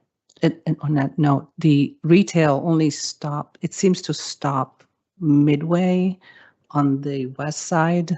Is there? Oh, along South Cleveland Street. Is that what that is? Yeah, you could. Yeah. Yes, along the eastern side of the building. So the retail wraps that frontage and then turns into a residential lobby space. Those are residential support functions that are allowed on the ground floor.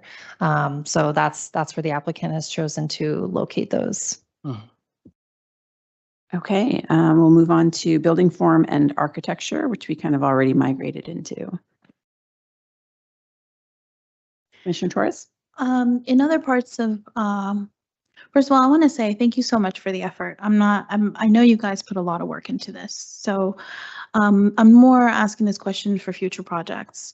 Along Lansing, we went through a project where a building had a similar aesthetic in that it was right on the street, but they were asking to not have to have a setback. I think they were reducing it from 10 to 5. I can't remember. I'm so sorry. The form-based code on Columbia Pike does not require those kinds of setbacks to, I guess, acknowledge the fact that it used to be very low density, and then, if that makes sense.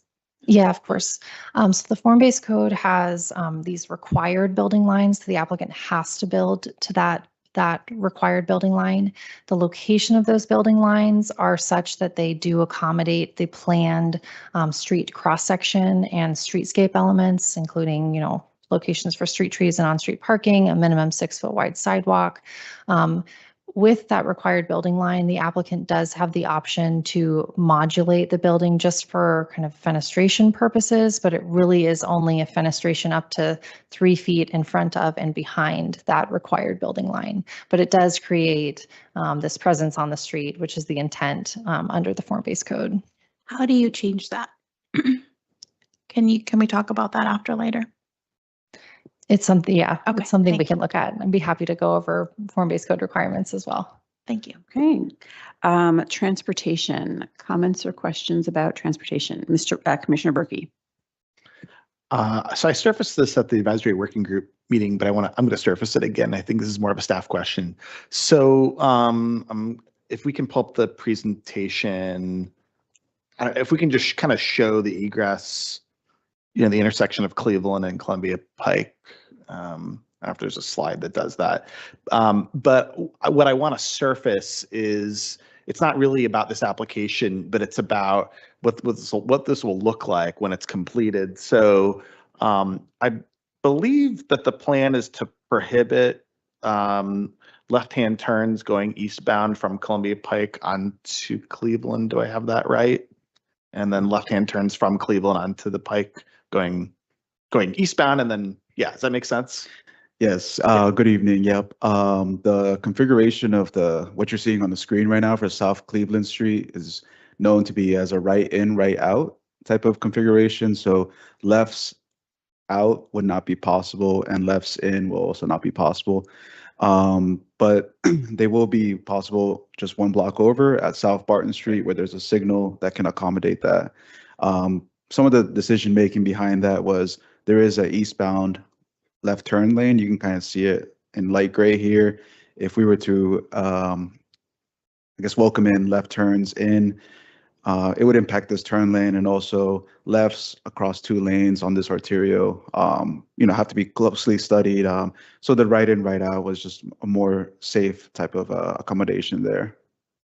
And because Google Images is not up to date with all the construction, there's a new median now. So is that part of it also, like physically you'd be prohibited from making a turn going eastbound?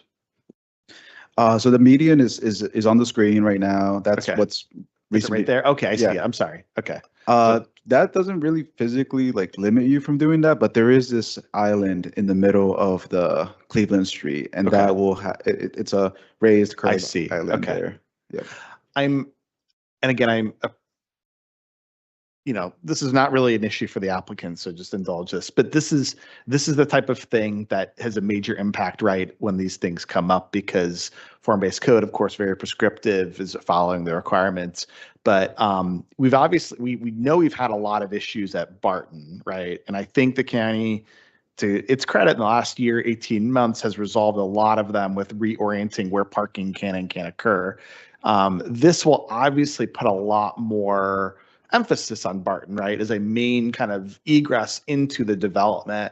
So I guess this is a comment. It's not really a question. We just got to really make sure we get that right, especially on Barton with, substantially more car traffic coming in, especially knowing that if you were going eastbound on Columbia Piking, making a left turn, if there's not a dedicated signal, because there's a hill that comes towards you as the cars come up, as you can tell, I'm very familiar with making this turn. Got to go to Starbucks. But we need to be very mindful, I guess the county does, right, in how that all kind of sticks once this gets online. So I'm not going to make a motion, but I'm just surfacing it, because as this kind of gets built out, if we're not doing that carefully, we could see that becoming an issue very quickly, right? In about 3 years. So you can respond to it. You don't have to, but I just want to make sure we kind of know what we're getting into here. Thank you. Yeah, I'll just respond to one more thing. The alley is also another avenue to get to the garage or to Cleveland Street or to the connection to 9th Street South, further east as well. But the alley is private, but the applicant is proposing public access easement along it. And the alley can be accessed from Walter Reed Drive. Great, thank you. I have a question about the pathway that is required by the code. It's supposed to be 20 feet and it's instead 15 feet and then down to 8 feet. I just wanted to understand why that exemption was allowed, because it's already a very big building. So it's not like we're working with a really narrow, awkward space that okay, we need to make some concessions here. It seems like it could have been the full 20 feet. Sure, and I'll pull up some visuals I think the applicant had towards the end of their presentation that may help illustrate what these conditions will look like.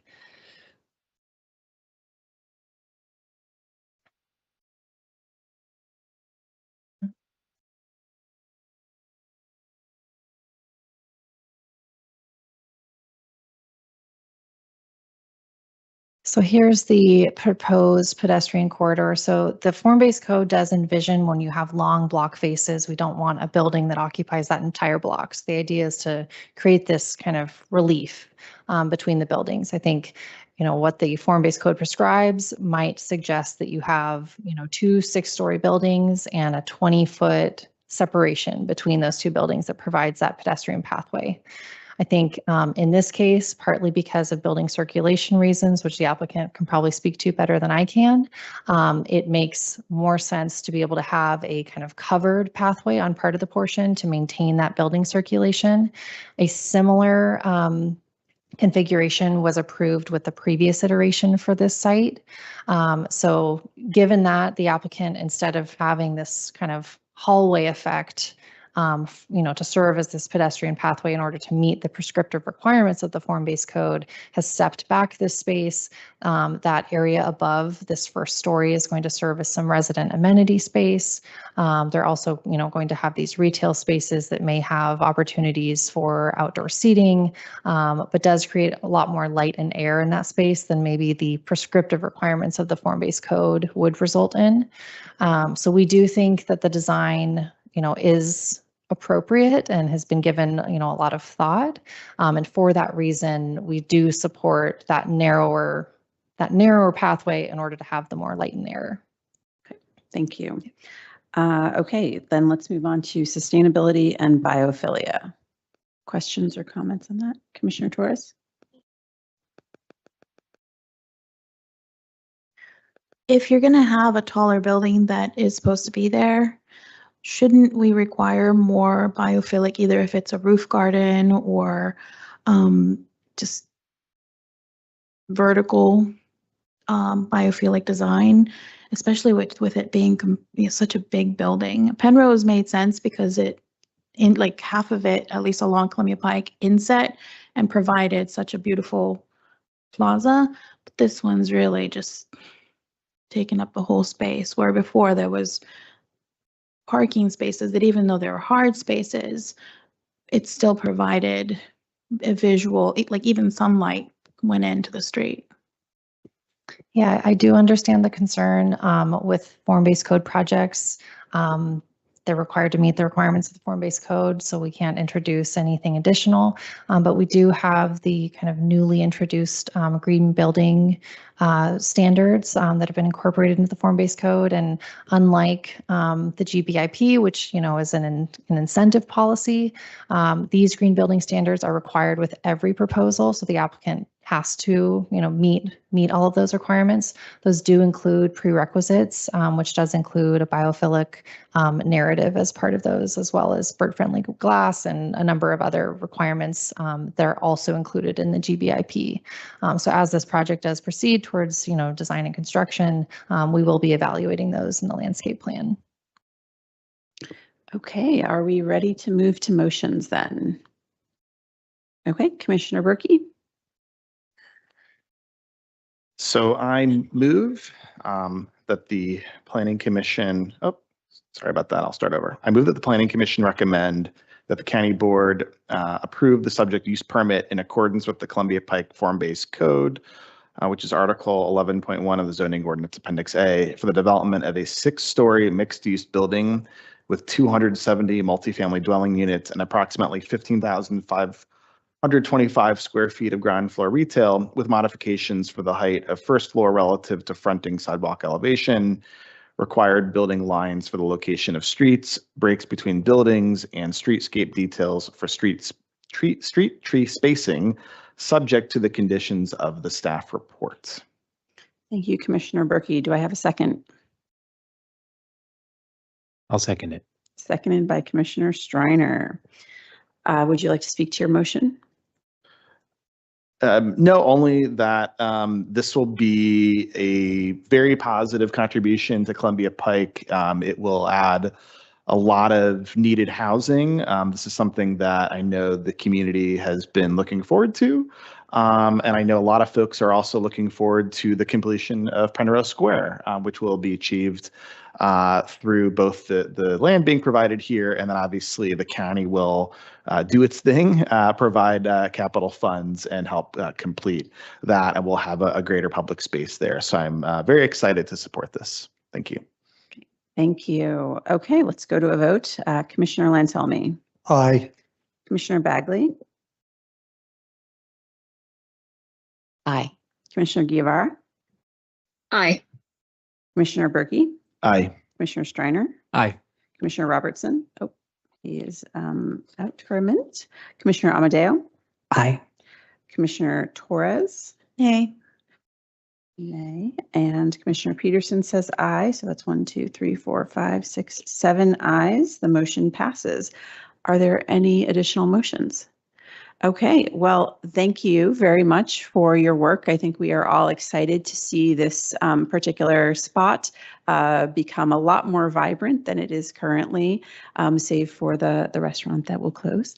But we're excited about this. And I remember when we passed the original project that was proposed a few years ago, and then it didn't follow through. So we were all disappointed, and now we have something exciting to look forward to. So thank you. And thank you to Ms. Sontag and the rest of the team for all of the work that you've been doing. Thank you. Thank you. Okay, so we are now on to commission business, which is the approval We have of one meeting. more item. Sorry? We have one more item. We do. Is it? Madam Clerk, can you call the next item? Thank you. Our last item is SPLA 25-00028 for the adaptive reuse site plan amendment, 1800 and 1901 South Bell Street. Our SPRC supervisor, Matt Pfeiffer, will discuss this item this evening. There are no speakers or any commissions representing this item tonight. Thank you very much. Thank you, Madam Clerk. Madam Chair, I will give a very brief verbal update on this. So this is an adaptive reuse site plan amendment for 2 buildings in Crystal City, the 1800 South Bell Street building and the 1901 South Bell Street building. We have been working with the applicant on some issues related to the 1901 South Bell Street building. We had prepared a staff report recommending approval of the adaptive reuse for the 1800 building, but deferral for the 1901 building. Very recently, the applicant did request deferral for both buildings. Therefore, staff is recommending deferral to a minimum of February 2026, which will allow staff and the applicant to continue conversations about additional open space acquisition in Crystal City. Thank you very much. Happy to answer any questions. Okay, thank you very much. Do we have any questions or comments from the commission? Okay. That's great. Okay, so then we can move to a motion. Commissioner Bagley, can you do the motion first? I move the Planning Commission recommend the County Board defer to future Planning Commission and County Board meetings held no earlier than February 2026. The subject adaptive reuse site plan amendment application to convert 2 office buildings to residential use with ground floor retail use with modifications as necessary to achieve the proposed adaptive reuse of the buildings located at 1800 and 1901 South Bell Street. Do I have a second? Second. Commissioner Amadeo seconds. Would you like to speak to your motion? Okay, then we will move on. Commissioner Lantelmi. Aye. Commissioner Bagley. Aye. Commissioner Guevara. Aye. Commissioner Berkey. Aye. Commissioner Streiner. Aye. Commissioner Robertson. Aye. Commissioner Amadeo. Aye. We have someone absent, and I will also say aye. So 1, 2, 3, 4, 5, 6, 7, 8. That passes 8-0. Thank you very much for your continued work on this project. Okay, Madam Clerk, do we have any other agenda items? We don't, but I have to say, you all just did a good job. You made me so proud to get through that so quickly. Thank you so much. Okay, well, we still have a little bit more to do. Can't go home yet. Okay, so commission business. We have minutes to approve, the November 3rd, 2025 minutes. We usually do this by unanimous consent. So colleagues, I ask for your unanimous consent to approve the minutes. Hearing no objections, so moved. Mr. Pfeiffer, do you have any staff updates for us? No staff updates at this time. Thank you. Okay, thank you very much. I believe we have 3 rosters. Well, let's do, I guess, we do not have a LRPC update. So why don't we do the LRPC roster with Commissioner Bagley? So Commissioner Bagley, do you want to give us an SPRC update, and then we'll do your rosters with Commissioner Steinberger's roster? I did send out a report on the current chairs and projects coming up, so it's a pretty healthy outlook for us. There are 3 rosters. 2 are just to update, and 1 is for the election project, which Commissioner Rivera will be chairing and Commissioner Robertson will be co-chairing. So those 3 rosters. In terms of SPRCs, this Monday, December 8th, from actually, as of right now through December 10th, there's online engagement for Waverly Ridge. On the 8th, there is a walking tour of Waverly Ridge. Also on the 8th is Lecky Gardens number 2, That's correct? Yep. And on the 18th, it's Walgreens number 2. So I seek unanimous approval of the 3 rosters, I guess. Do we have to do them one at a time, or We have can we to do them all one at a 3? time. I think technically you have to adopt Okay. them one at a time. So we've got the first one. Okay, so I seek a unanimous approval of the election roster. So moved. Okay, go to the next one. I seek unanimous approval of the Waverly Ridge updated roster. So moved.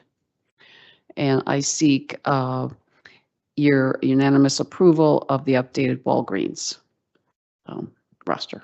Can I ask a question? Just why we're highlighted, Oh, because it's a change to an existing roster, so you all are being added. just because we're Right, yeah. Okay. And you're special. And you're special. Okay, that one has been moved, so moved as well. Okay, thank you very much for your update. Do we have a ZOCO update? Yes. So as far as ZOCO goes, we just haven't had enough items to really justify a meeting. So we're going to have one January 20th of 2026. So we're done for the year in terms of ZOCO Great. commitments. MTP update? Yes. So thank you to all of you who submitted comments for the last homework assignment from us, or most recent homework, definitely not the last. We have a meeting on the 11th where we're going to go through that and we're going to move through the next phase. And as I've been saying, we've just been narrowing the specificity further and further along. And so I will be back with another update after that meeting. Okay, great. Commissioner Berkey, form-based code, AUG. No, we have done all the Barcroft. We did Fillmore Gardens, and I think I speak for all my neighbors on the Pike. We're very excited for this construction to soon be over, right? So hopefully we'll see that soon. But no updates. Thanks. Okay, thank you. Commissioner Bagley, PFRC update? No updates at this time. Okay, then I think that takes us to our elections. Is that right, Madam Clerk? Nothing else I'm supposed to do? Correct. Okay, great. So first, I wanted to say that this is my final hearing as the chair of the Planning Commission. So I wanted to take a moment to express my deep gratitude to my fellow planning commissioners. Thank you for the time, intellect, and heart that you bring to this work. For every hearing, every subcommittee meeting, every logistics meeting, you show up prepared, thoughtful, and open to new ideas. Arlington is very fortunate to have volunteers who care so deeply about the details and our long-term vision. And it's an honor to serve alongside you. To our county staff, your expertise, patience, and dedication make everything that we do possible. You translate community goals into real buildable plans. You surface trade-offs. You help us understand the why behind the what. And more importantly, you do it with grace, humor, and a genuine commitment to public service. So thank you for being our partners. And to the many commissioners who I'm sure are watching online who join us at our commission meetings, our subcommittee meetings, your collaboration strengthens our civic process. Planning is never done in isolation, and I'm grateful for the spirit of teamwork that allows Arlington to grow and adapt while still honoring our shared values. And finally, to the members of the public who also I know are watching right now for our 8th hour of hearings this month. And for those who speak up at meetings, write emails, attend open houses, and pay attention, thank you. Your engagement is what keeps our work grounded. You remind us that every site plan, every zoning change, every study ultimately shapes the daily lives of the people who call Arlington home. When I look back on this year, what makes me proudest is how consistently we've centered the values that make Arlington a great place to live, to work, to raise a family, to go to school, to enjoy a park or a walk or a bike ride, to meet new people or to start a business. Together, we've kept our focus on things that matter.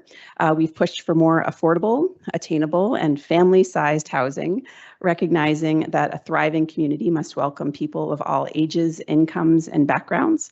We have supported a more biophilic Arlington, where nature isn't an afterthought, but a core element of how we plan, because access to green space, tree canopy, and a healthy environment is essential to our well-being. And we've championed sustainability, knowing that the decisions we make today reverberate far into the future, and we have worked to ensure that progress is responsible and resilient. And above all, we have approached our work with a commitment to equity, making sure we're taking care of each other and expanding opportunity. So serving as chair has been one of the great honors of my civic life. Thank you for the trust that you've placed in me, and for the hard conversations, the shared victories, and for your unwavering dedication to this community. I look forward to continuing this work together because Arlington's story is still being written, and it's a privilege to help shape it with all of you. So thank you. It is now my honor to nominate Commissioner Nia Bagley to be our 2026 chair of the Arlington County Planning Commission. Nia and I have worked together for more than 6 years. We were both appointed at the same meeting in 2019. Our dearly departed county board member, Eric Gutschall, recruited her and appointed her because he could see how deeply she cares about her neighborhood and the broader community. On projects, Nia makes sure all of the voices are heard and that the staff and applicants are responsive to community needs. In every meeting that I've had with her, she shows how deeply she cares about transparency and open dialogue. This year, she served as both the vice chair of the Planning Commission and the chair of the Site Plan Review Subcommittee. She has done an amazing job at both of these. Nia's lived in Arlington for more than 3 decades. She's the former president of her civic association and very active in real estate. She's been involved with park advocacy and has a certified backyard wildlife habitat. And we all know that she's been a longtime champion of butterflies and birds on the commission. So please join me in supporting Commissioner Bagley to be our next chair. I move that Commissioner Nia Bagley serve as the 2026 Arlington County Planning Commission chair. Can I get a second, please? I'll second. Seconded by Commissioner Lantelmi. I think we vote. Do you? Okay, we'll vote and then you get to make remarks. Okay, so we will vote. Let me get my roster. Let's see, where did my pen go? There it is. Okay, Commissioner Lantelmi. Aye. Commissioner Bagley. Aye. Commissioner Guevara. Aye. Commissioner Berkey. Very much an aye. Commissioner Steiner. Aye. Commissioner Robertson. Aye. Commissioner Amadeo. Go blue eye. No. Commissioner Torres. Aye. And I will also say aye. So that passes unanimously. Congratulations to our 2026 chair. I just have a couple of brief comments and then I will nominate our chair and then we'll get back to her. Okay. So I just jotted a couple of notes down. I really thank you all for the opportunity and your trust in me. I've enjoyed working with you. You know, I attended a meeting about parking somewhere 15 to 20 years ago and spoke up about it, but I never imagined where this journey would go. The then president of BVSCA, Boston, Virginia Square Civic Association, came up to me and said, "We need someone like you." And so that was the call. So looking back, I was blessed to have PC mentors, Nancy Iacomini, Elizabeth Guerin, and of course, the late Eric Gutschall. When he was elected to the county board, he asked if I would be interested in the planning commission and saw that process through, including calling to say, it's time to apply. And I hope I've made him proud up until now and will continue to do so throughout the rest of my service as a planning commissioner to Arlington County. So thank you. So next, I want to go ahead and nominate and again, when I started the planning commission, it's so funny. I had somebody look at me and say, "You're not going to be chair for a while." And I'm like, "Okay, thank you, welcome." Okay, I didn't really know the drill. So the drill is there is a succession based on, your tenure, et cetera, et cetera. So our next in line would be Commissioner Guevara, who is joining us online tonight. And just some brief observations and comments about having worked with her since she joined the commission, I guess probably 2+ years ago, maybe at this point. So in addition to her work on international security and foreign affairs projects all over the world, which gives her another layer of insight on the commission, she also strikes me that she speaks up for those voices who sometimes may not be as well heard. I guess this comes from having grown up here in what was likely then a very unrepresented community. She speaks with empathy and passion and, usually on behalf of those voices. And I think that's a special thing that we have on the commission that we can do. I heard a little bit of that tonight. So, and I do believe that she will be our first Hispanic vice chair for the commission, which is also another milestone. And the reason that she's not here tonight is because there was an emergency foster situation in a kill shelter and she stood up, took care of it. And the animal needs medical attention and cannot be left alone. So again, it's just there's something very special about her with her empathy and her sensitivity to people and situations that I think have brought a special voice to the commission. And I'm honored that she is excited about taking on this role. So with that, I would like to nominate Commissioner Guevara as our vice chair for our 2026 Planning Commission. I'll second. Thank you very much for your nomination, seconded by Commissioner Berkey. We will go to a vote. Commissioner Lantelmi. Aye. Commissioner Bagley. Aye. Commissioner Guevara. Do you Aye, accept? I suppose. Commissioner Berkey. Aye. Commissioner Streiner. Aye. Commissioner Robertson. Aye. Commissioner Amadeo. Aye. Commissioner Torres. Aye.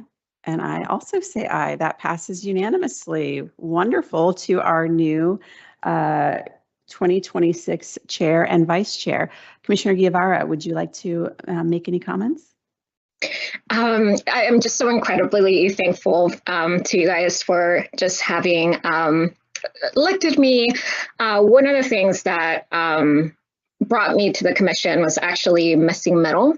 And one of the things that I often think about, when we have these long nights there, why do we do this? Why so much time and commitment after work?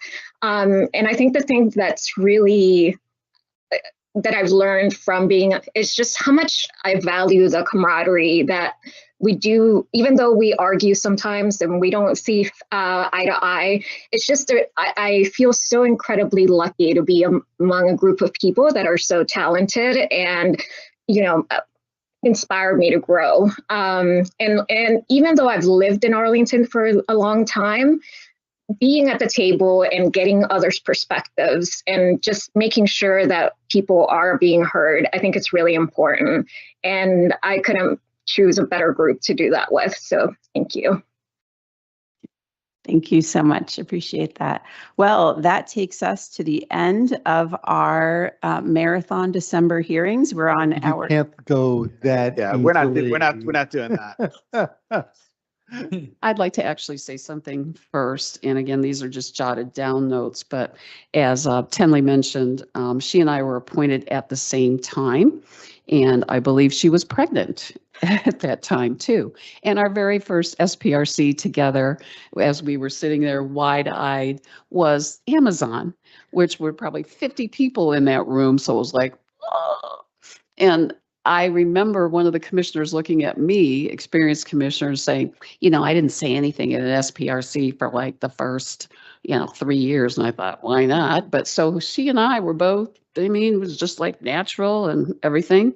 So, I'm not going to belabor all of the accolades and all of her background and the various things that she's achieved.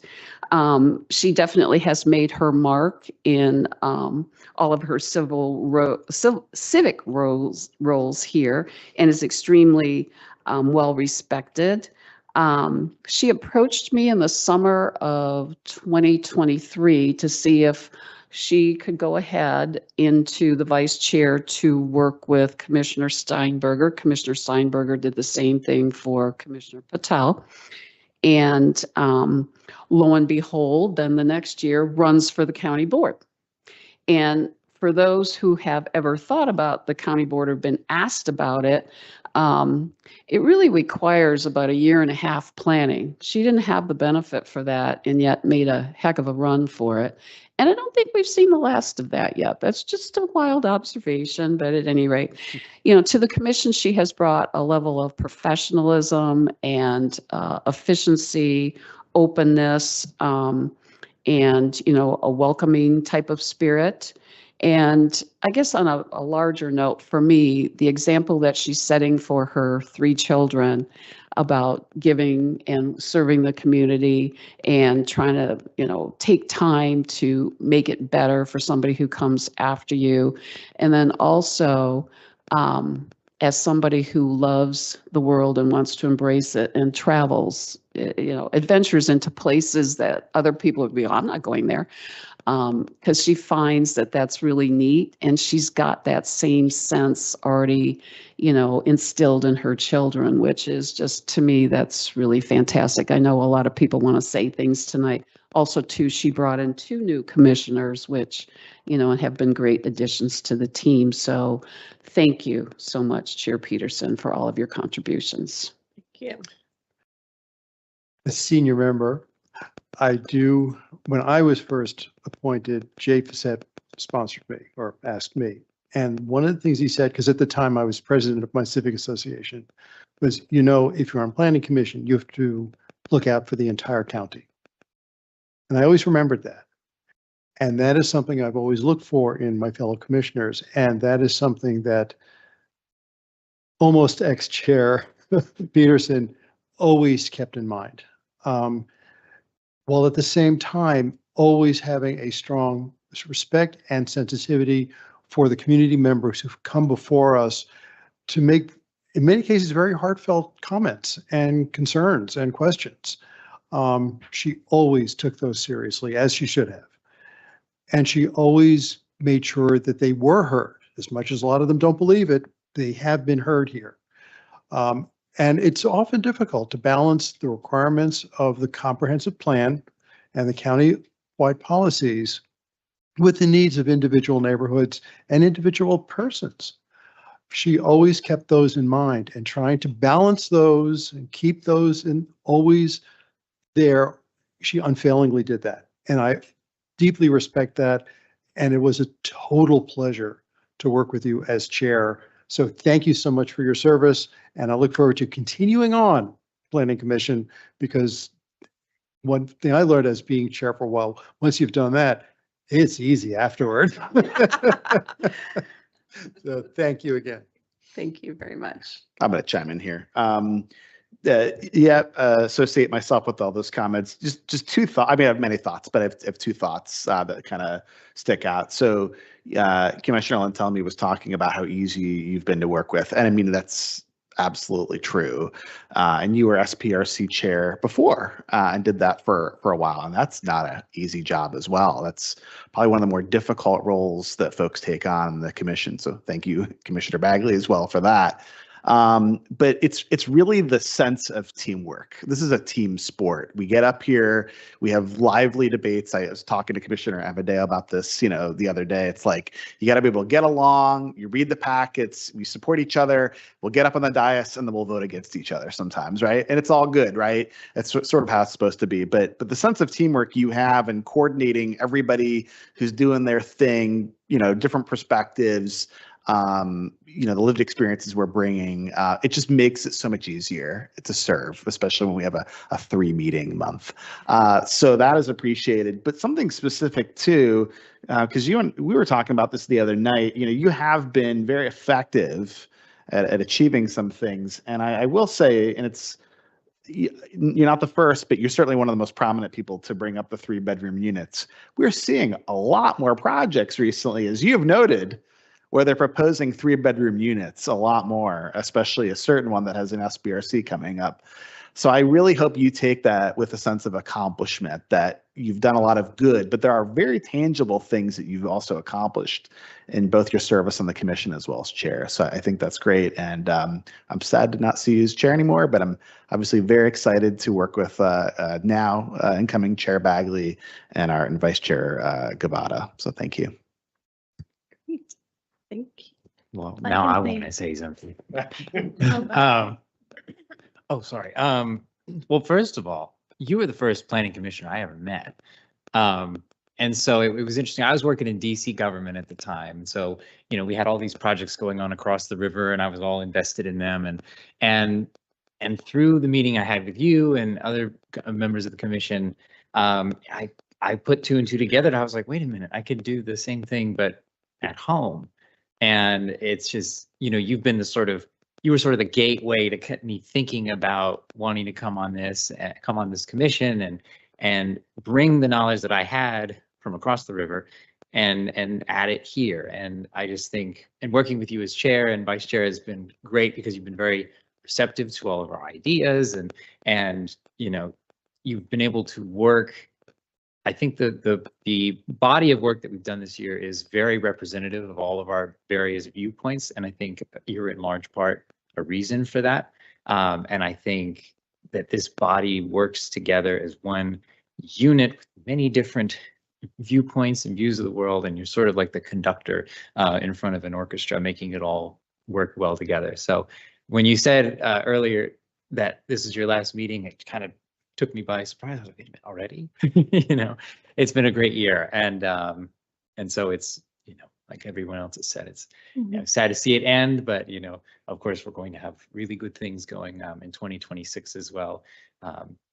Commissioner Bagley and I have worked together on some projects over the last couple of years, and so I'm excited to see what we can do there. So thank you for your time and service, and the 2 of you for getting all of our activities coordinated and aligned, and all of our feedback where I feel like I've been heard in this commission. So I appreciate that. Thank you. Appreciate that. Time I was here, I really wanted to thank you for immediately being so welcoming and for mentoring me and for really easing me into, what looks like a bunch of softies here. Just you wait. Thank you so much. Thank you. I can say something. Oh, Go ahead. I'm so very glad that I've met you. It's very rare to find someone that's so smart, intelligent, prepared, and professional. I see you come in and say hi to everyone. And I was on the fence and didn't know what I was getting into. But you made it feel like this was the right choice to take on. So thank you very much for that. I'm luckier than anyone else on this dais because I got the opportunity to work with Tenley Peterson on the Fiscal Affairs Advisory Commission long before when she was chair during my first 2 years there. And when Christian Dorsey approached me about serving on the Planning Commission, and I began to do a little due diligence, everybody said, "Are you out of your mind? That there is too much work. There's not enough time to do it. You must be crazy." And I said, "But I get to work with Tenley Peterson again." And they said, "Oh, okay." And about our incoming chair, Ms. Bagley, you have an intellect and a talent and a devotion to this that I've only seen equaled by Daniel Weir, and there is no higher compliment that I can pay to a member of this panel. So I really look forward to working with you as chair. And last but not least, Tenley, you're infectious. I mean, when you told me you were running for office, I immediately jumped on board and I was like, okay, what do you need? And you know, we're all busy, and I think for you know, the fact that you made me want to do that for you, it just speaks to how amazing you are. Because with the limited times and resources that we have, and the fact that I just wanted to jump in and, you know, do whatever I could to get you elected. Like Nia mentioned, I hope that's not the last we're going to see of that, and hopefully we can continue working in the future on something. And Nia, I'm so looking forward to working with you. I think it's going to be fun. And both of you I see as mentors, and I love strong women. And so I just feel very fortunate to just be with you guys. Well, thank you all so very much. I'm so excited to work with you for another couple of years as Nia and I finish out our Planning Commission terms. You're not getting rid of us anytime soon. So I'm so grateful for all of your very kind words, and I'm going to go home and get my 3 kids on the couch and play the recording of this so they understand what I do at my meetings when I am gone all the time. So hopefully they will also be touched for everything that you said that was so nice. So I guess we can hammer the gavel. Is that right? Okay, thank you to everybody. Tonight's hearing summary will be presented at the County Board at their upcoming meeting by Commissioner Bagley. This meeting is adjourned.